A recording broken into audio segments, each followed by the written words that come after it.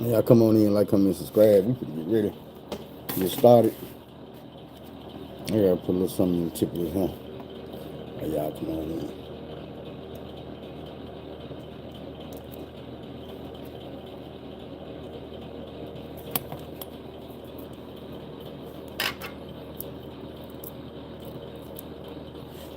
Who gonna be the first one to show it today? What's up, Tony? I promise you caught me by surprise because I didn't think it was gonna be you. I would have never guessed it. What's up, too? I'm trying to stuff a little something extra down this thing right quick before we get started. Give y'all good people time to come on in here, man.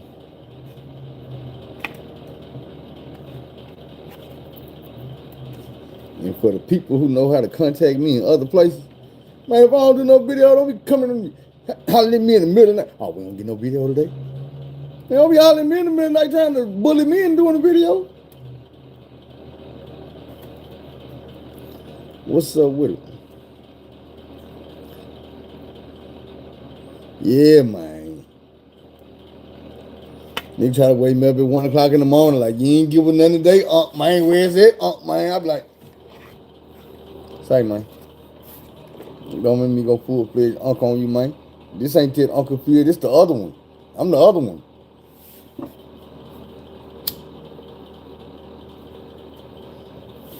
Hey, fill up banks, it's fill up banks. It's fill up. I'm trying to fill up the whole bank, or at least a couple pockets in a shoebox or something. Yeah. Since y'all done got y'all laughs in, we get on this content, man. Man, you ain't the only one, man. My DSI, this is my favorite content. Man, a lot of people like this shit. I ain't think it was gonna be that big when I first was like, man, let me go some dirty rotten scoundrels. All right, man, DSR, dirty rotten scoundrels. We're gonna take it to the barbershop. So I'm in the barbershop, right, and I'm doing what I do. Get a little light-skinned nigga come through. And I'm looking at this nigga like, what you want, pretty ass nigga? He like, man, I want that South Passe. I'm like, the South Passe, what the fuck is that? He said, man, not like Sac Passe, South Passe. Later on, they changed the name of the haircut to the South of France. First, it was South Passe. But the South of France was made famous by a singing ass nigga by the name of Usher. We had to get to that Christmas in the P and shit. Look, the Usher did a high top with the kind of like it's like a taper, but the taper come way up here and it come all the way back. That's the South of France. So he wanted that. I hooked him up. Got him right. Little nigga, little pretty boy ass football playing in high school. You know what I'm saying? So, as I'm getting him right, he patting his pockets. He ain't got no money. Hey, bro. What you thought it was? You don't come up in the barbershop without it. You're not going to be pretty when you leave here, bro. You fit to entertain us. Probably going to be some bare nigga boxing. We don't need none of that Shranje shit, though. We don't need the model. He like, man, let me call my mama, big bro. I'm like, y'all know I got jokes, so I said something funny, probably something like, nigga, now your mama might even do that Molly. You owe me money, I'll play with your mama. So his mama come up there. No, you can't go out to the parking lot and get that bread, bro. Your mama can bring that in here and she can meet you at the door or something, but you ain't leaving this building. So she bring in the bread to the door. Somebody grab the bread, bring it to me. I let him out the chair, he can go. Nothing violent, but you owe me this money, bro. And as a barber, it's my job to shape and mold the young men. One thing young men need to know is you got to pay your debts, bro. When you owe, the best thing to do is go on, pay that, get somebody out your pocket. Nah, he wasn't on no bullshit. He wasn't on no bullshit. His mama came up there and brought the money. She brought his wallet. Really, what she brought him was his wallet. That's why I say it wasn't on no bullshit. When he went out there to get in the car with her, because they lived like almost across, it was some apartments across the street down the hill. And he lived down that hill. The only thing down that hill is the apartments. So, like, dude know I'm going to see him again, bro. You ain't got to come back to my shop. I'm going to see you again. This gas station right here is where you going to go get cigars or juices or fruit snacks or whatever. Nigga, I'm going to see you again. But it wasn't even that type of situation. After he leave, about 3 more minutes, he come in. He like, hey, bro. My mama want to holler at you. So I'm like, all right. I'm like, man, this nigga told his mama how handling with my mouth out here. Gotta go out here and explain why I talk to a baby like this. Shit. Go outside. Damn, mama, what's happening? Hey, how you doing? Hey, my name's such and such. You cut my son here? Yes, ma'am. You did a good job. I got another boy that I want to bring up here, but I want to make sure you cut his hair. I don't want nobody else to do it. Make sure you do it. I'm like, all right, that's what's up. So I'm like, where he at? She like, oh, well, he at the house right now. I wouldn't, you know what I'm saying? I was just coming here to bring him his wallet. We got to chop it up. I'm going to say we chopped it up about 45 minutes. I'm telling people, man, look, this is my barbershop game for anybody's barber, man. If you know what I'm saying, you're just not getting the game, you need to get your clientele up. I'm going to tell you, you got to hustle. You got to assert yourself. This is going to help you if you're a barber. At the time, I used to smoke cigarettes. So I was standing outside the shop and smoke my cigarettes. When somebody pull up, I greet them. Nigga, I'm talking about real live motherfucking, what's your boy name? They used to hold an umbrella for Puffy. Farnsworth Bentley. Man, get on that Farnsworth Bentley shit. When they pull up at that establishment, my nigga, rush out there, open that car door. Hey, how can I help you? My name's such and such. I'm a barber here. Name your barber shop. If you don't have a barber, I would love to be your barber today. Bro, it's going to be hard for that person who you just open the door for a greeting and help them out their car to tell you, nah, bro, I'm going to go in here and look at everybody else and see if I can find somebody else. So I was standing out there show stopping like the dope game, and I'm catching these plays before they even get in the shop. Other than that, I keep my barbershop right at the front door. So when people come in and I'm not on the sidewalk, I'm greeting them. Hey, sir. Hey, ma'am, how you doing? My name's such and such. You got a barber? I like to be your barber if you ain't got one. You know what I'm saying? Go on, give me a chance. Bro, next thing you do is you handle your motherfucking business when they get in your chair. You treat them right. You consultate with them. You give them exactly what they want and a little bit more. And next time they come to the door, their money going in your pocket. And if you do it right, when they have kids 20 years later, their money going in your pocket too. And them grandkids, and by then, you need to be retiring or something, my nigga. You got engaged the game. Goddamn, what you gonna do? Gonna work all your goddamn life? Anyway, back to the story. So I'm out here with my charisma, dropping his ribs on the motherfucker, you know what I'm saying? Yeah, I found out what that means. Y'all ain't gonna stop me, goddamn. So look, I'm out here dropping his ribs on the motherfucker. Next thing I know, she like, shit, you make house calls? Shit, I could now. What you talking about? So I cut her son her at the house. And then I pretty much moved in. I was, you know what I'm saying, in that mode. I was putting shit down. I had dropped that pipe where that pipe forward to go. So in the middle of me doing this, and you know what I'm saying, and I'm not going to act like it happened that first night. I didn't hit her that first night. But we were chopping it up and talking. And I eventually cut her son her at the house. You know what I'm saying? I'm not going to make it seem like I went through there and one. Nah, that ain't what happened. But it wasn't no expeditious amount of time. You know what I'm saying? It happened kind of expeditiously. So, but we was on some real shit. That happened. I go back up to work, come back home, but boom. You know, you're a little bit closer to the shop than where I'm at right now, so I'm going to slide over here since I'm over here anyway. When I get out of the shop, I'll be coming right over here, and then usually stay here until it's time to go back to the shop. You know what I'm saying? The homies and start coming through, blowing with me in the morning before we go to, come on now, we took over. But in the middle of us getting to know each other and talking, part of the reason why everything happened so fast is because I find out that this is the big homie, I'm not gonna say which one, but this is the big homie, big sister. And I'm like, I'm damn near starstruck. Like, who? What? Oh, let me tell you, shit, boy. So look, I ain't gonna lie, that was part of it.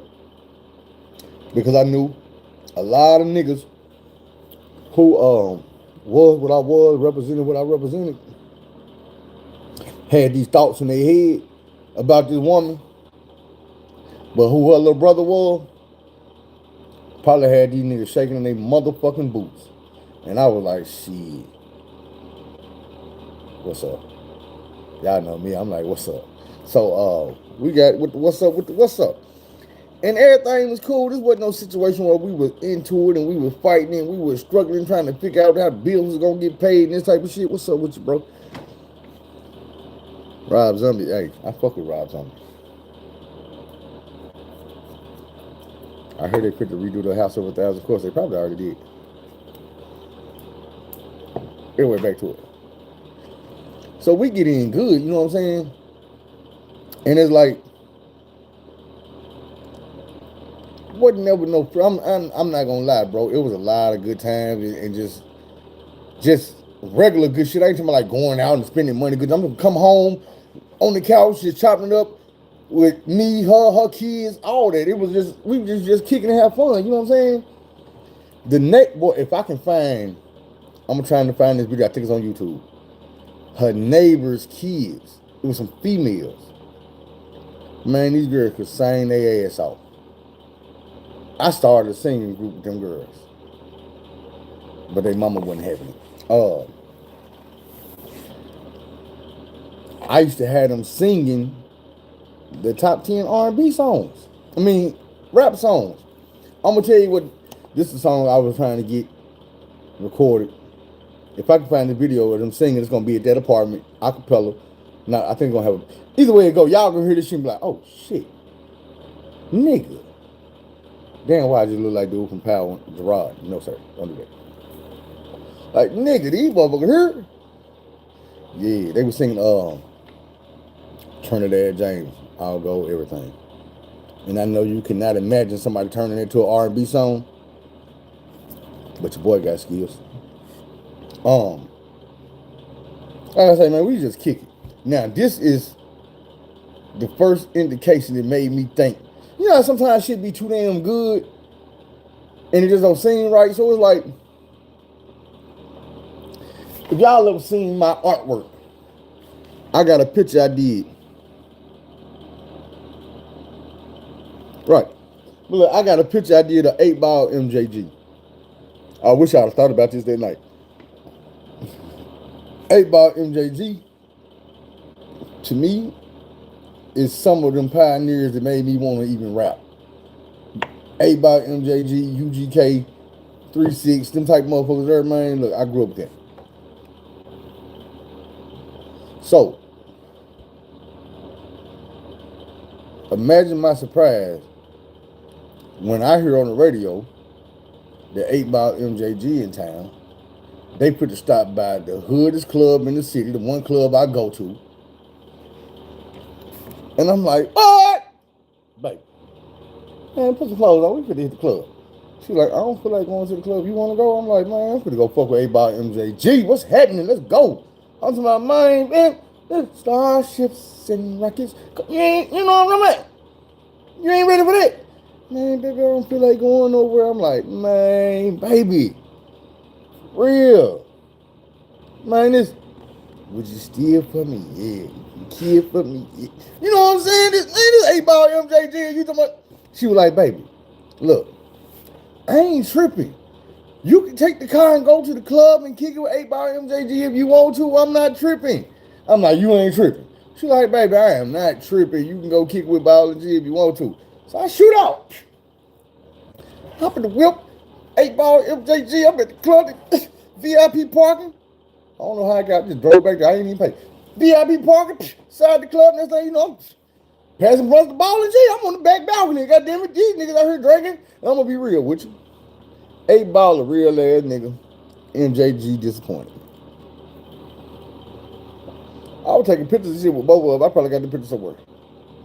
But I'm taking pictures with both of them. Only thing I really didn't like, well, ain't the only thing. The first thing I ain't like about MJG was the motherfucker was bald headed. Who the hell want to kick it with a bald head ass MJG? 8-Ball was trying to grow with her back.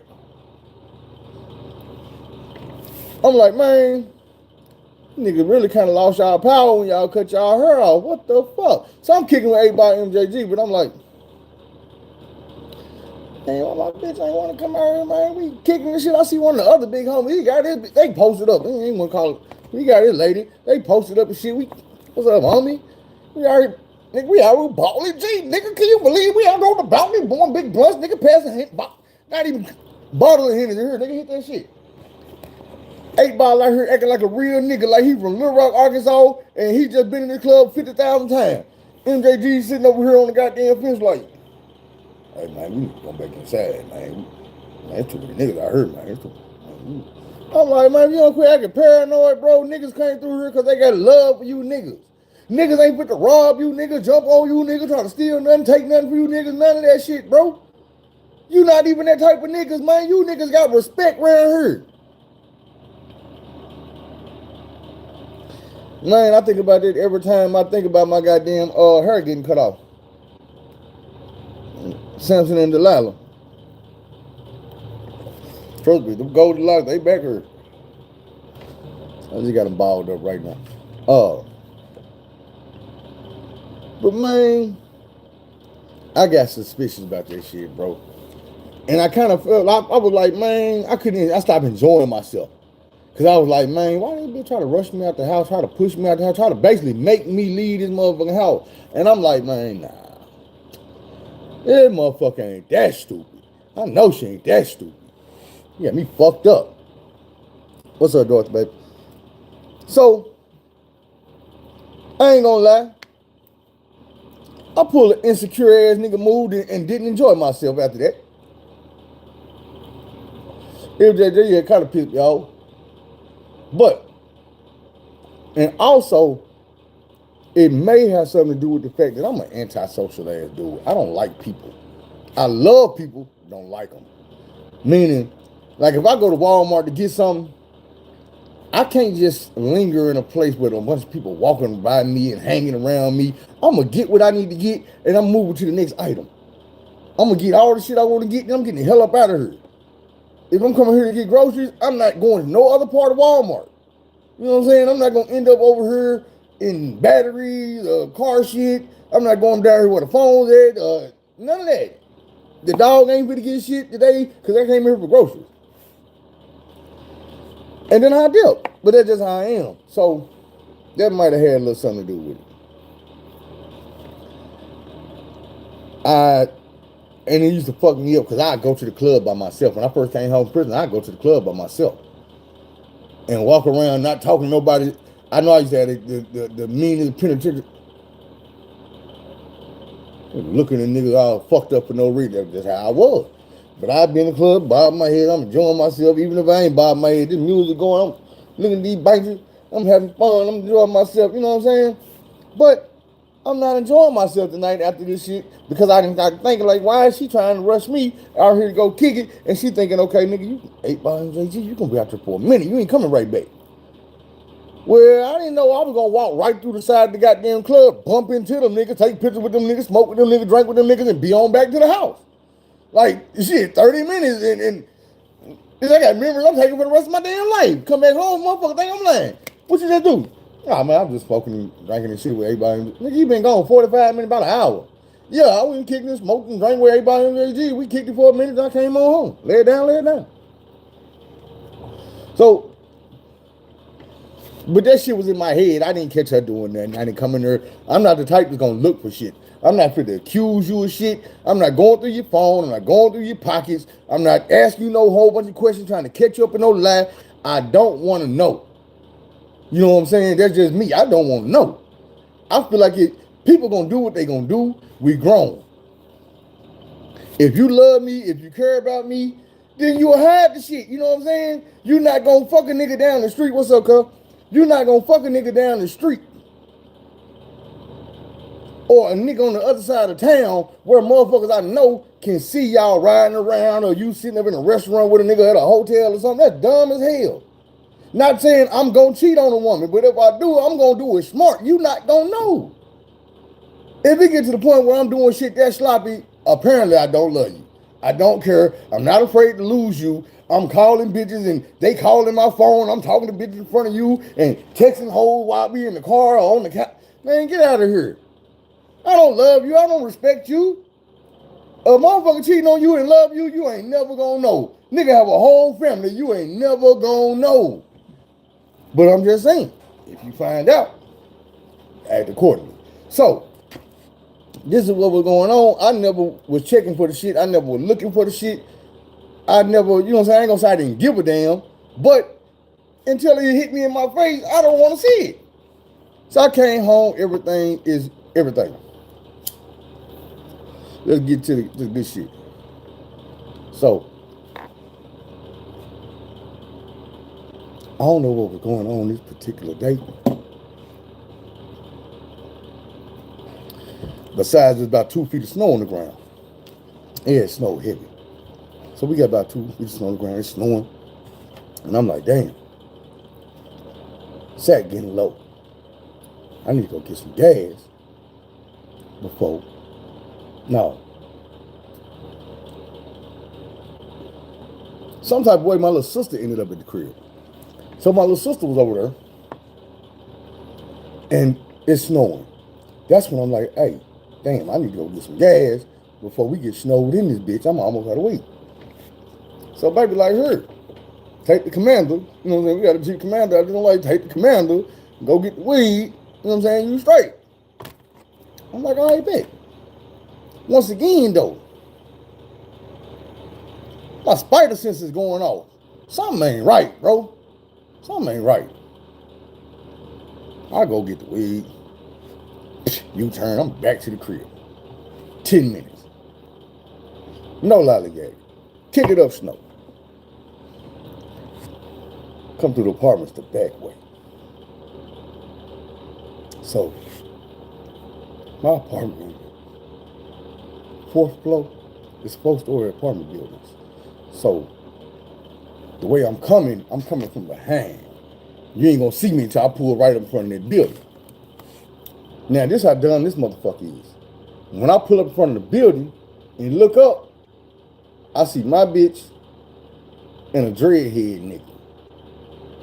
But you like dreadhead niggas, huh? So, I'm like, what? But the way the apartment set up, nigga, ain't no getting away. You up there on the 4th floor, bro. It's 2 apartments up there. That one and that one. You and my bitch standing right here in front of my apartment, my nigga. It's the reason you done went up these 4 motherfucking flights. That's a long way up if you ain't going to the right spot. She outside. It's snowing cold in a mother. This bitch wrapped up in a blanket. She wrapped in a blanket out here. So, like I say, me coming up, you can't get away. You got to bump into me on the way down these stairs, my nigga. This like we in a New York building. Yeah, you gonna bump into me, my nigga. So, he froze. Nigga couldn't do shit. So when I get up to the top of the stairs, they sitting there talking. This how clear I am. What's up? I shoot her out. They still sit. I'm just knowing in my head, she could come in this house. So I sit down. My sister with her the whole time. This was really fucking with me because my little sister out in the house. I'm breaking my weed down, rolling me a blunt. I can smoke in the house, but I slide on back outside. Put my triple fat goose on, slide on out this bitch. What happened? I ain't say shit to nobody though. I just bent over the balcony. They behind me like she leaning on the side of the door. He standing on the other side of the door frame, like in between the last little piece of building and the stairs. So he leaning on that, she on the other side of the door frame. I'm like in between them, just leaning over there, looking at the thing, blowing the fat ass blunt down. The motherfucker said a motherfucking word behind me. These motherfuckers sat here about a half a blunt, and I turned around. And I looked at dude, looked at her, turned back to dude. I said, hey, bro, you might as well take your ass to the house. That man ain't say nothing. hitting them goddamn steps. I looked at her. Gone now. So she go in the house. I walk in behind. I told her, I said, hey, go downstairs and warm your truck up. Cause a bunch of truck downstairs. She had an SUV. I'm like, go downstairs and warm your truck up. She like, what? We can go. I'm like, shit, we can go to mama house. So I grabbed some of my shit, put this shit in my sister's truck. We shot to my mama house. I hate to say that's the end. So I ain't gonna say that's the end.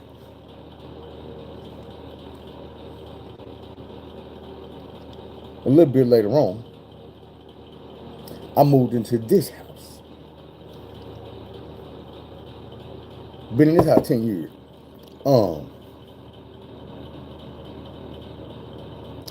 Upon moving into this house, let's say about 4 or 5 years go by, I'm at the gas station. I'm from Arkansas. I'm at the gas station. And this dirty rotten scoundrel walked through the door. Hey, Phil, ooh, you looking good. That's your car? Yeah, all that. Oh, that's what's up. I see you doing good. You looking good. Where you at? I'm right down the street. I be seeing that car all the time. I be driving past. I live in the back there. You ought to come see me sometime. So I come through there. I drill the drill, do the do, lay the pipe like I used to. Something fucked me up. We got to kicking this on some friend shit, but okay, maybe not on some friend shit, but on some fuck shit. She like her fucking. She hit me up one night. This fucked me up. She hit me up and she's like, what you doing? And I'm like, I'm just chilling. She like, it's my sister's birthday. You want to go to the strip club? I'm like, you want me to go to the strip club with you and your sister? She was like, nah, I want you to go to the strip club with me. My sister a stripper, but it's her birthday. She had peaches.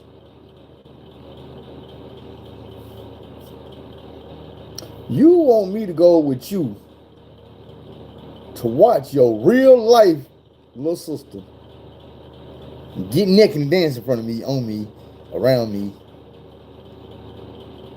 for her birthday? Shit, happy birthday, little sis. So we shoot to the strip club. You know I went to the damn strip club. We shoot to the strip club, and all that shit I was talking about happened, and a little bit more. And we were just chilling after that. Little mother came and sat down with us, and we just chilling. You know what I'm saying? Like on the couch, just chopped it up like we at the house.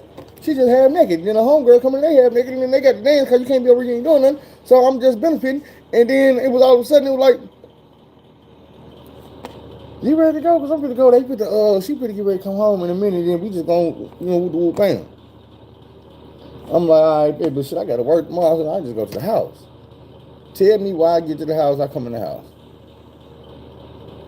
I go in the bathroom. Take me a good shit. Come out the bathroom. Little mama is calling my phone. Apparently, hoes mad, hoe hate. You know that's what hoes do. Hoes get mad, hoes be hating. Hoe mad, hoe hating. Soon as we walked out that motherfucking club and old girl went to the locker room, tell me why they locked her there, beat her ass, took all her money. Y'all know they came back and got me, and we went right back to the strip club. Showed our ass. Motherfucking owner locked the door. Would not let nobody in the goddamn strip club. Police was on the way. Police station is down the goddamn street. So we told her sister to get in her damn car and follow her back to the house. But it was fucked up, man. They jumped that girl on her birthday. And of course I had to tell her, man, look, I know how I feel. I got jumped and robbed on my 21st birthday. And it wasn't by no goddamn strippers. Thankfully. I'm glad with nobody in this motherfucking cell coming out their clothes.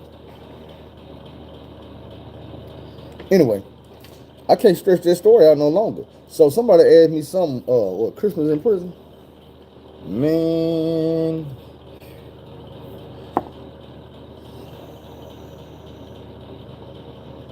I guess I could give y'all some Christmas in prison story, and then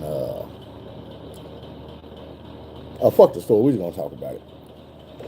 Christmas in prison is it's fucked up. It's some of the best times you're gonna have in prison, but it's some of the sad times you're gonna have in prison. Cause you know how holidays do. It make you regret shit. It make you miss the loved ones that you can't be close to, that you can't see. You know what I'm saying? You gonna call home. If you ever call home, it's gonna be Christmas time. If people that don't answer your phone ever gonna answer your phone, it's gonna be Christmas time. When you answer that phone call and you get to talking to these people, sometimes it make you feel better, but it's sad. It make you feel better when you hear everybody talking, everybody together, everybody, you know, talking about they love you and all this and that. But once you get out that phone, man, you got to hold on to that shit. You know what I'm saying? You got to cherish it. Because them days is few and far in between. What's up, Mom? Hey. It went good. I'll come and talk to you when I get done.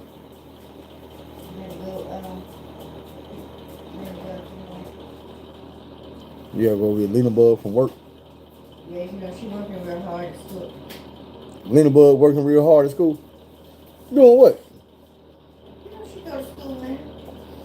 You said she working hard at school like she the teacher or something. She's a pre-K. Anyway, yeah. I gotta go pick her up from Christmas.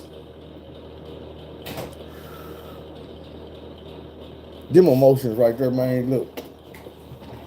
And like I say, man, prison, I try to give y'all the shit that you ain't gonna see or you ain't gonna put together yourself. Christmas is cool. It's the day after Christmas, the week after Christmas, the couple weeks after Christmas. What's up, King David?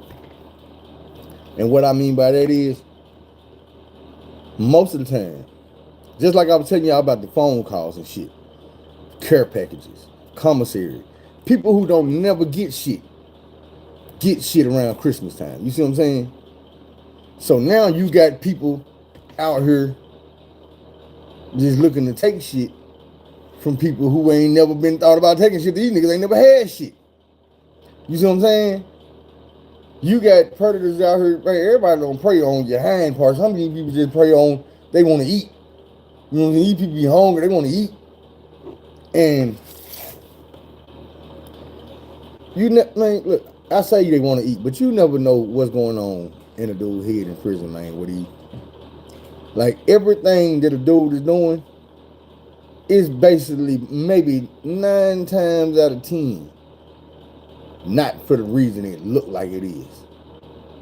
You know what I'm saying? A dude will go through some lengths to make something look totally different than what it is. I explained that to y'all like last week.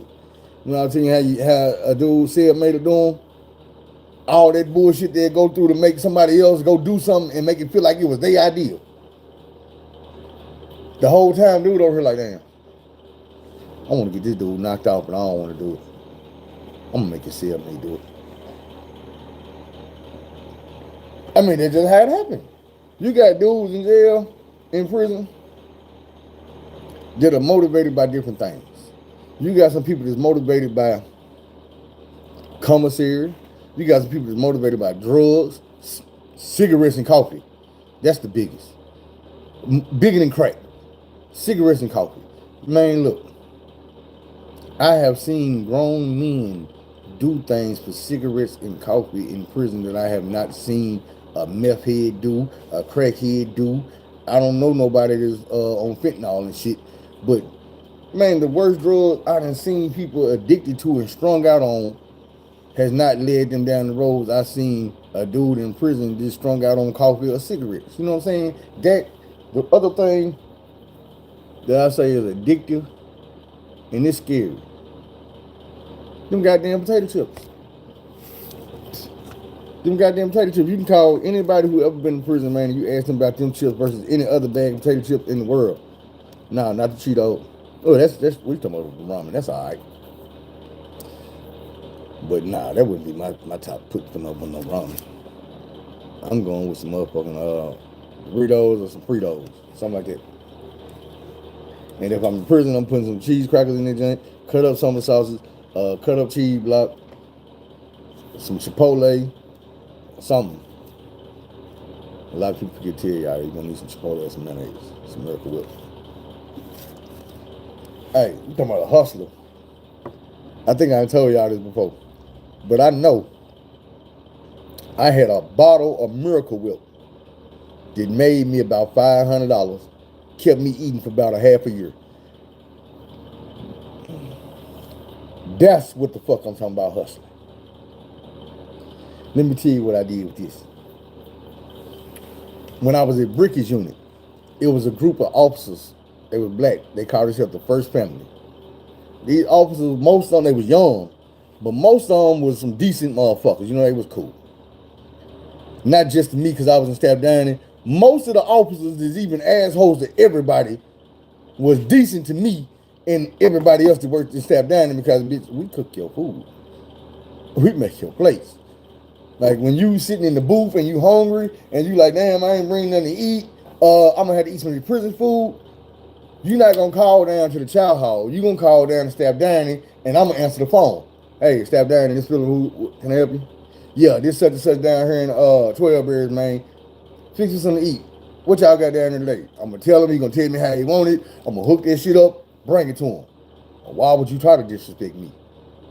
I'm cooking your food. I'm seasoning your food. Nigga, I'm feeding you. Treat me with motherfucking respect. I got a little bit of authority around here. So, with the First Family, what they used to do is, it would be on a Friday, so it would only be every other week. But on Fridays, when they worked, they would all get together in the chow hall. Well, not in the chow hall, but in staff dining. And they would be eating free world food. Somebody would go out and get the food and bring them the food back. So I'm talking about pizza, motherfucking sub sandwiches, Burger King, whatever, you know what I'm saying? A big ass Taco Bueno tacos and all this shit. Either way it go, they not gonna take orders like, hey, so you want what and you want what? No, they just gonna go and spend about $100, $200 worth of food, and they gonna bring all that shit back. They gonna put it on the table. We're gonna give it to us, and we gonna go back there and set the table up. We set down burgers, fries, apple pies, drinks. And then they gonna come back, there's probably like 7 of them. They gonna run through that shit. And then when they done, they be like, hey, boss, we done, man. And that means, nigga, whatever we left back there, y'all can have. Sometimes they bring in potluck, they bringing in shit they done cooked at the house. Man, y'all can have that shit, bro. Just wash them dishes for me, man, and stack them up right here. I'm gonna get them on my way home, man. So y'all find something to put that shit in and y'all gonna keep it. So, I would, you know what I'm saying, get that shit. And this one particular day, the first time ever in my life, I seen a squeeze bottle of Miracle Whip. I'm like, what the fuck?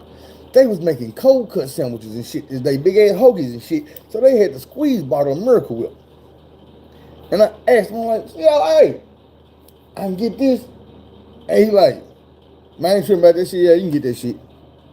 Man, what you do that for? I went and filled that bitch back up with some motherfucking regular Hellman's mayonnaise that we use. No, Heinz. We use Heinz mayonnaise. Not Miracle Whip. So I mix that shit in there a little bit, put the top back on this shit, I go back to the berries. Niggas making sandwiches every day. And I'm popping that pee on their head. Man, y'all instead of eating that bullshit, man, you need to get some of this motherfucking Miracle Whip I got, nigga, that real shit make you feel like you at the house. Man, oh, what you gonna charge, nigga? Well, back then, it was Phil Clinton. Man, Phil, what you gonna charge? Man, give me $1, bro, I got you. The nigga come with a bag of chips, I'm coming across that sandwich, 2 swipes. Smack that together and eat that, nigga. You ain't had nothing like that, nigga, it's so long. Make you feel like you at the house. Nigga, boy, you ain't lying, boy. Ooh, this good.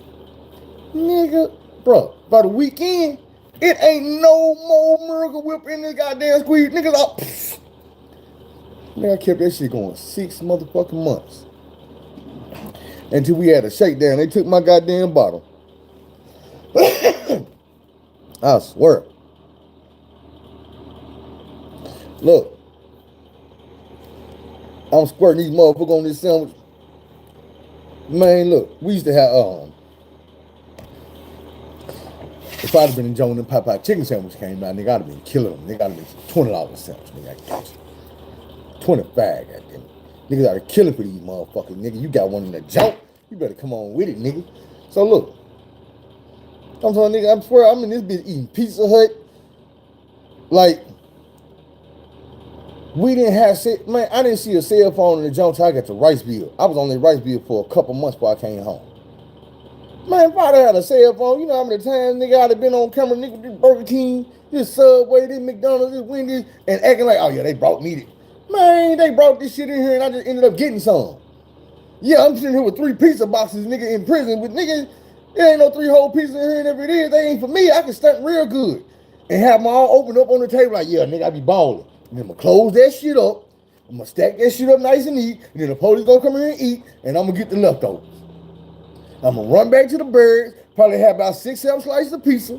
2 off of me, but if I got 4 more, I'm charging nigga probably about $7 a slice. Nigga, you ain't had no shit like this in 20 years. You better pay for it. Come on now. And when they come back on not this Friday, but next Friday, we gonna do it again. Whatever they bring me in this bitch. Nigga, I got Whoppers for sale. I got motherfucking, nigga, you want a McGriddle? Nigga, I got McGriddles too. I'm gonna tell you, the one thing a motherfucker brought me in their prison that I was not breaking no type of bread with, I was not sharing, I wasn't selling, no, none of that. Major brought me some motherfucking oxtails one night. Well, I ain't even gonna say he brought them to me. I was in there cooking, and he came in, and he told me to come over there and sit with him and eat. So I came over to sit, and we just talked like, no. He called me Nick, because Nick was being on my shirt. Nick, man, come on, sit down and eat with me.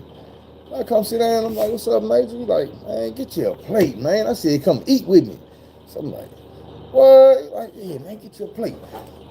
I'm sitting over here with goddamn penitentiary tray. This man is like got some oxtails and rice and shit all on that motherfucker. Like, yeah, man, my wife made that. Go on, get you some of that, eat you some of that. First time I ever had some oxtails, I ain't never had none in my life. I'm eating something like, man, this shit taste like neck bone. Good in the motherfucker.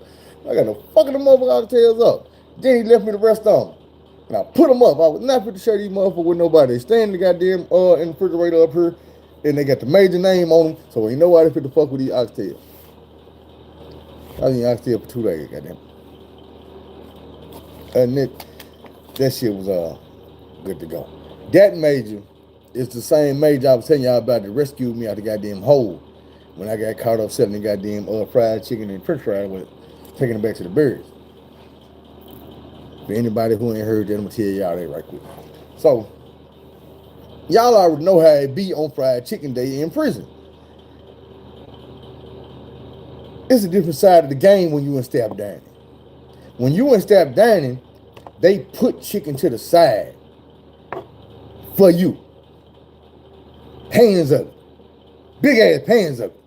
They cooking chicken like a motherfucker and pans of it. Anytime I want to go to, hey man, I need a pan of fries. Man, give me that motherfucking chicken. Fry some more. I ain't got to ask no questions.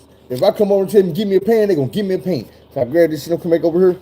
Thing is, what y'all think I'm doing with this chicken? I'm giving it to these goddamn officers like I'm supposed to. But I'm gonna eat as much as I want to. Everybody else is stepped down and gonna be coming out the barracks, even though it's just 3, 4 of us. It was 4 of us. Everybody else coming out the barracks, everybody in the same barracks except for the old school Muhammad. He was in the old folks barracks. But man, we come down there and eat all we want to. At night, we get to chopping the chicken up. You know what I'm saying? We'll chop the chicken up into smaller pieces. We making chicken strips, chicken nuggets, because we basically eating chicken breast. Everybody, you know what I'm saying, a whole bunch of goddamn chicken breast. So we get to chopping that shit up, we making chicken strips, chicken nuggets, chicken whatever the fuck. You know what I'm saying? We making chicken patties in this bitch, and we frying everything. Wrap that shit up, bring it back to the birds. You might be selling goddamn me a set of 2 chicken patties, goddamn me, and you charge niggas $5. You might have a set of motherfucking chicken breasts, that's the whole chicken breast. Man, give me $7. You might have a big ass thing this big, and then chicken strip. Man, give me $10. Motherfucker eating that shit. Most sets gonna be, well, when it's chicken, it's gonna cost. But Most of the time, a nigga trying to make sense every night if they serving something in the chow hall that you can turn into a motherfucking something you can sell. You know what I'm saying? Like every day you can ain't nothing in the chow hall that you can do nothing with. They serve shit all day and you looking at this shit like, man, ain't nobody gonna buy none of this shit. I can't take this shit back to Barry's and get away. Motherfucker already be at the Barry mad at you. When you come back, they be like, man, I know you ain't bringing none of that bullshit they had. Nigga, what you thought I was gonna pull some chicken out some ice or something, nigga? Nigga, you thought I was gonna make a piece out of some goulash? Nigga, don't happen. Now, that's one thing I trip on the Mexicans.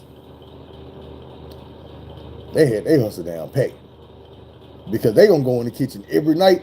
Bro, even if we got bullshit, the Mexicans be on the bacon. So they be in there baking bread all night.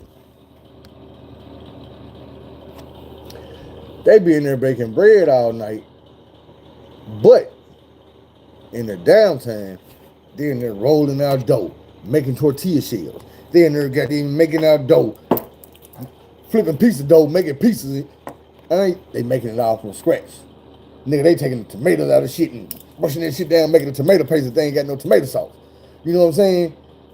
Everything from scratch. They in there hand tossing the dough, throwing that shit up in the air, putting that shit up. We like, God damn, bro, we ain't like a Mexican nigga. We just make pieces of this shit every goddamn day.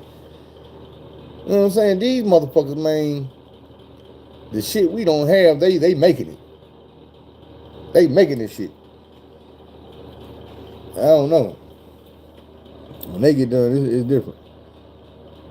Now, the best time for me to get my hustle on was some food or something at the chow hall was either fried chicken or Italian sausage.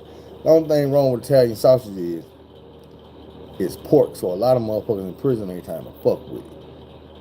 But, like I told y'all, the Muslim dude, there was the old school Muhammad that was in the staff dining with us, was the head Muslim in the penitentiary. I don't know what they call it. I don't know if it's the imam or what. But dude used to take that motherfucking that Italian sausage and wrap that shit up in that cellophane, man. Strap this shit all around his body, around his leg, drop it down his pants leg and shit, man. I'm talking about. And they be like, man, I'm strapped up like a suicide bomb. I said, boy, if the rest of you Muslims heard you say that shit, bro, they be trying to kill you right now, man.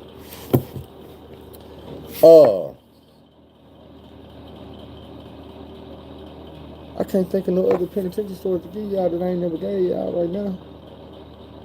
Somebody got a pink bank interest, man. Let me see who all on here. Yeah, y'all shout outs.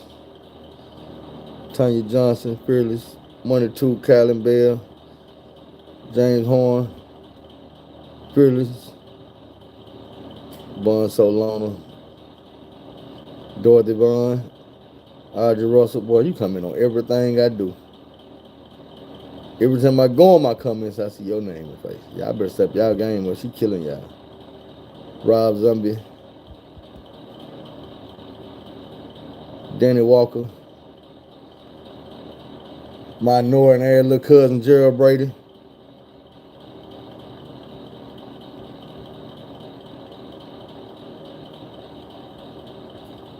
And Boss Jew. What's up, y'all? What y'all got going on? How your day going? Hey, check this out. This is the dilemma we in, right? So, come on, Pierre. You got to be smarter than that. You can't be telling me anything. I tell y'all this much. Big extra plug. Kevin Gates this weekend.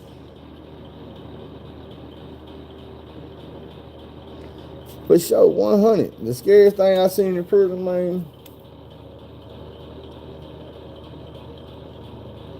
Shit, the scariest shit I seen was the shit that happened to me. When I got robbed on my birthday. But, like the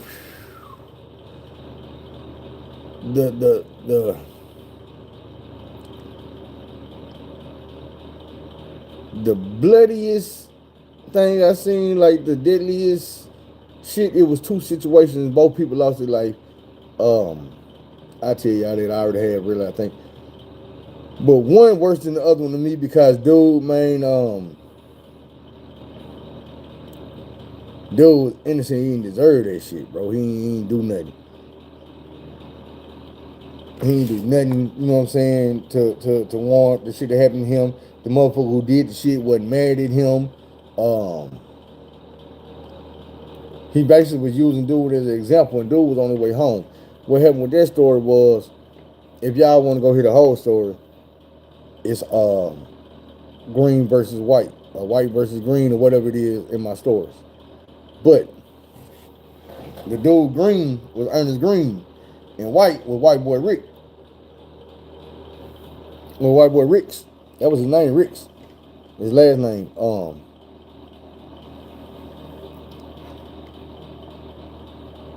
Basically, the warden and them had been playing with Green. Dude was already on a murder charge, already serving life without all that good shit. He had been back there behind that door in the max, and he wanted out from behind that door, and they were playing with him. And they finally got him from behind the door, and he was getting in class and shit. He was doing what he was supposed to do. He was trying his best. And they were fucking with him, making it twice and 3 times as hard as it would have been on anybody else to get his class.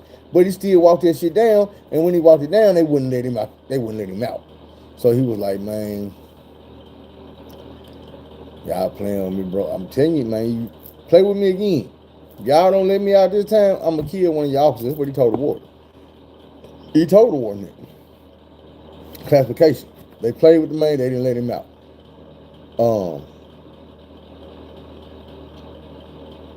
The guards was kind of on edge about going past dude's cell for a few days.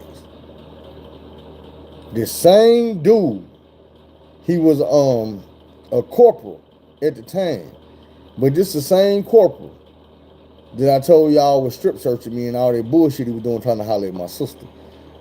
This nigga came in and he was supposed to be passing out the toiletries and shit, toilet paper, soap, shit like that.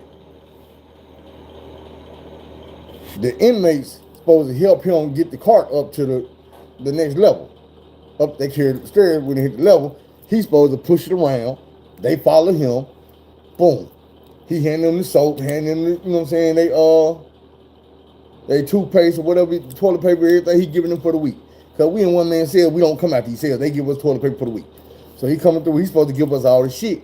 But, dude, we already knew he was scared to go past Ernest cell. Ain't no police been past dude's cell all weekend. Ever since he said that shit on Friday. It's like Monday or Tuesday. So, he act like he talking to the inmate at the first cell instead of going on around passing out the shit.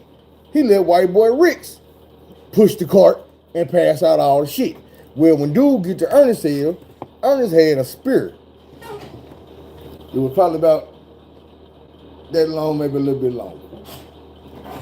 And what it was is, he took some toilet paper, newspaper, and he wet the newspaper up, soaked it down with water, took one of them thick ass bars of soap, smeared that shit across that motherfucking newspaper. Both sides, probably on the inside. Now it's soapy, tied up, roll it up real hard to where it got that sharp point on it, tie a little string around it, let that shit sit over in the corner. That soap gonna dry and get hard. That toilet paper, that newspaper, that sheet of paper, whatever you just did that with, can now be used as a get you out of here weapon. You out of here, trust me. When Rich came through there and he speared dude in his neck, and when he pulled that out, man, Rich was doing this trying to run down the tier. And every step he took, that shit was shooting down on the wall, dripping down. And he ain't make about 8, 9 steps. And bled out all over the place. That shit was just running back down the catwalk. That was sad as fuck. Because like I say, dude didn't deserve none of that.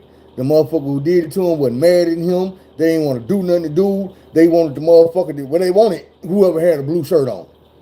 But that motherfucker knew what was going on, and he sent dude around, which that's what they had been doing all weekend. They'll pull them trays up there and they'll let the inmates push the cart and hand the trays out. Boom, boom. The inmates already had to come back with the cart and pick all the trays up. They'll pick them all up and they'll stack them up and they'll carry them to one set of the stairs. And then when they get them all to the side of the stairs, either they'll put them on one cart and take the cart down the stairs, or they'll have their cart at the bottom of the stairs and they'll just walk them down there and put them at the bottom. But that shit didn't happen to dude, man. It didn't have to happen. The other situation was, and I'm gonna end it after this, y'all. It was a Crip affiliated. I don't want to say dude was a Crip because I never knew him in that capacity. But I knew he was affiliated. He used to hang around. I don't know why. Dude was kind of nerdy. He was kind of like, he was more like a Wall Street type of dude. But he was black. He used to wear glasses. He had Versace glasses. So we used to call him Versace. That was his name. Dude was type of dude who always, I ain't gonna say some bullshit, but say some dumb shit. Some dumbass arguments with niggas and shit, whooping, and you know what I'm saying? Then these niggas would get on his ass. A lot of times it was them getting on his ass because they know they could. It was an older Crip nigga in the Bears. And Versace at the time was probably like 28, 29. I got out when I was 25. So this nigga was way older than me. The older dude that I'm talking about was probably about 35, 36. But you talking to a nigga that was like 22, 23. So these niggas is older, you know what I'm saying? Where this older dude, we know dude the Crip, but dude is like, he stay to himself. He be in the cell, like we all do when he come out of the cell. Sometimes dude don't even come out, and he'll come out and just walk around. We really be thinking dude kind of Looney Tunes, you know what I'm saying? He don't really fuck with nobody, he don't talk to nobody, so we leave him the fuck alone. We sitting in the chow hall, and it's like, table here, I'm sitting at this table. It's a little walkway. Table here, old school Crip Versace sitting at this table. Versace sitting here. Old school Crip sitting with his back to the wall facing me. I'm sitting here at the far side of this table. It's a circle table, 4 seats. 1, 2, 3, 4. I'm facing him. These blood niggas that been fucking with Versace just happen to be sitting right here beside dude. So right in front of me is Versace and Cuz. Right over here, the angle across is 4 blood niggas that been fucking with dude, with Versace. It's just Versace and old school at the table, nobody else. They started mumbling a little shit to Versace. Old school ain't said a motherfucking word. He eating on his pork chop. That nigga tearing their pork chop up. Ain't nobody paying attention to old school because old school don't never fuck with nobody. Ain't no need to fuck with him. He ain't said nothing to nobody. We don't know why he's sitting at the table with Versace. Him and Versace ain't even talking. Old school just eating that motherfucking pork chop. Pork chop clean. If you know what a pork chop bone look like once you clean that motherfucker, I might have one of them things over there, fellas. You know, the little corkscrews? Fuck it. Say a corkscrew. The pork chop bone is like this. And that man grabbed it like this.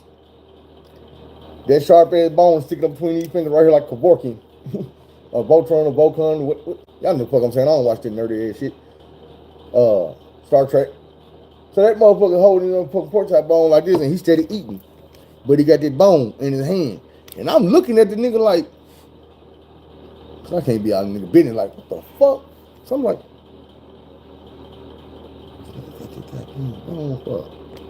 man, this man just stood up, leaned to the side, got butt in the head like really like, man, he just jugging dude because he from behind him. Bro, and he just hit the man all the side of shit. Neck, head, jaw, face, head, neck. Bro, he just, and I'm talking about this shit just going everywhere.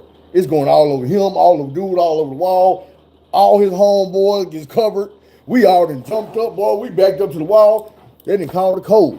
Boy, it's still sticking. He turning on the hamburger meat over here. And we should like, man, that man covered. And then slumped down to the floor, and this man just sitting there with this goddamn bone. Man, they came in and sprayed everybody. You know what I'm saying? Sprayed everybody with this goddamn pepper foam. So now we sitting here, blood everywhere. pepper foam everywhere. We lined them on the walls and shit. You know what I'm saying? They airlifted Buddy out of there. If you want to hear that story, I think it's called They Airlifted Buddy out of there. But he ain't make it neither. The other dude, I'm pretty sure dude caught another life sentence. This thing about prison, y'all. If you doing life without in prison, and you take somebody's life or commit another crime in prison, you will not be charged with that crime. Now, if you got 10 years in prison and you take somebody's life, you will be charged with murder. They will take you back to court. They will give you a fresh life sentence to do on top of when you do that 10. Then it's going to be like, okay, now start doing your life sentence. But if you got life, you're not even going to court. You're not even going to leave your cell. You're going to the hole. You're going to get a disciplinary. You're going to get some time in the hole. You might get sent to the max, but you got to work a program to get back out of there and come back to general population. But the only way you're going to go to trial for that murder charge is if by some luck of fate, you get the first charge up off of you and give your life sentence back. And at that point, they will bring you to the county jail, book you in with a murder charge, and you will sit there until either you bond out or you go back to prison and serve your new time. That's just how that works.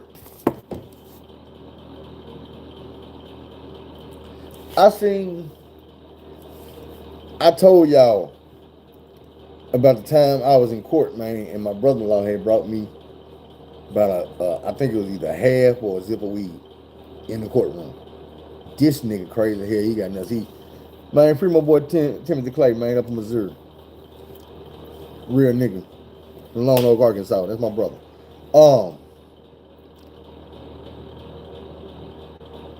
Dude brought me this weed to the courtroom, man. I couldn't believe this shit. Like, hey, talk to him. He said he was gonna look out for me. I didn't think it was gonna happen. Man, let me tell you something. I'm sitting in court and went through all this shit. I see bro and them and sis and them, you know, say they in the courtroom. So then I'm coming out, and it's like, man, you can go over there and hug your family on the way out, because I think I had just got sentenced. Well, it was either trial or sentencing, whatever. I was going to go talk to the woman that facilitated all the shit for me going to prison. I'm talking to her. But on my way out the courtroom, cause I got to be in the courtroom, the bailiff is walking. I'm behind the bailiff. Bro behind me, sis behind bro, mama behind sis. As I'm walking, I got my hands behind my back, but I'm not handcuffed. I'm walking out of the courtroom to the hallway, not back into lockup. So as I'm walking out there, I got my hand behind my back. For some reason, I'm a convicted felon. I've been locked up for some years. Even when I got my time, I had to locked up for some years. So I got my hands behind my back and I feel a tap on my shoulder. I look back, it's broke. He's like, open your hand. So I open my hand. I feel this big plastic bag. I said, oh shit, I tried to grab the motherfucker. I couldn't close my hand around him. I'm like, you stupid motherfucker. What the fuck? So as soon as I'm going through the door, I try to play it off. I grab the door with this hand, and while I'm doing it, I slap this hand and put this down in my, I got the county jail shirt on with the V-neck, with the little bit ass pocket. Keyword, little bit ass pocket. Big ass, barely in there. I'm trying to stuff it down in the pocket. I can smell it. So I'm sitting there talking to the woman the whole time, and I'm like this. Cause we in the hallway. So I'm talking to the woman, we like this. I'm trying to put my hand over my shit. I'm like, So she's like, this stank out here. Let's go in my office. So me and my mama and her go in her office, everybody else out in the hallway. Now I'm walking behind her, my mama behind me. The bailiff and them, they just out in the hallway. So now I done grabbed the shit, and I'm sticking it in my drawers. In the county jail, they wasn't selling bottles, they were selling tighty whities. So I had some tighty whities on. I stick them in tighty whities. I'm good now. But when I get out of there and I go back downstairs to the bullpen that you wait in to get back on the bus to go back to prison, back to the county jail, it's a nigga in here that's 7'3". He's a blood nigga.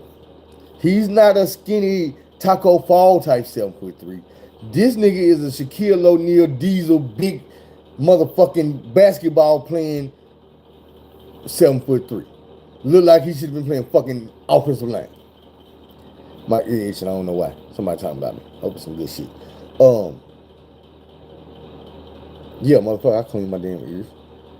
It's the lobe, not behind my shit. This shit right here. But this big motherfucker named Micah Williams. Not Michael Williams, Micah Williams. Now, I've first met Big Mike. That we call him Big Mike. I first met Big Mike in the county jail in one of the burgers. Nigga voice like this. I swear the nigga talk like this. So we used to get the gas from my boy Keytron. Through the visitation, he bring us the gas, either me or my cellmate Rob, which is one of my big homeboys. He from the coast, Keytron from Wolf Street 23rd. But they locked in best friends, so he looking out for him. My sister used to fuck with Keytron, big brother. Me and the little brother, DB, Derek Banks. That's us. So it's Philip Banks, Derek Banks, Keytron Banks, Terrence Banks, Bobby Banks. Bobby Banks is the one that y'all seen on Banging the Little Rock.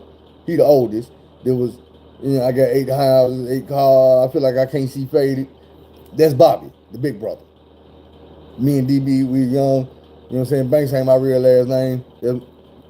But you know what's up. So, what was I saying about Keytron? What we was talking about? Somebody got to remind me what we was talking about before I started telling y'all who the people were. I know I be. Oh, yeah, Michael Williams. So, Keytron used to bring us the gas. So we, you know what I'm saying, at this particular time, is Rob up there on visitation getting the gas.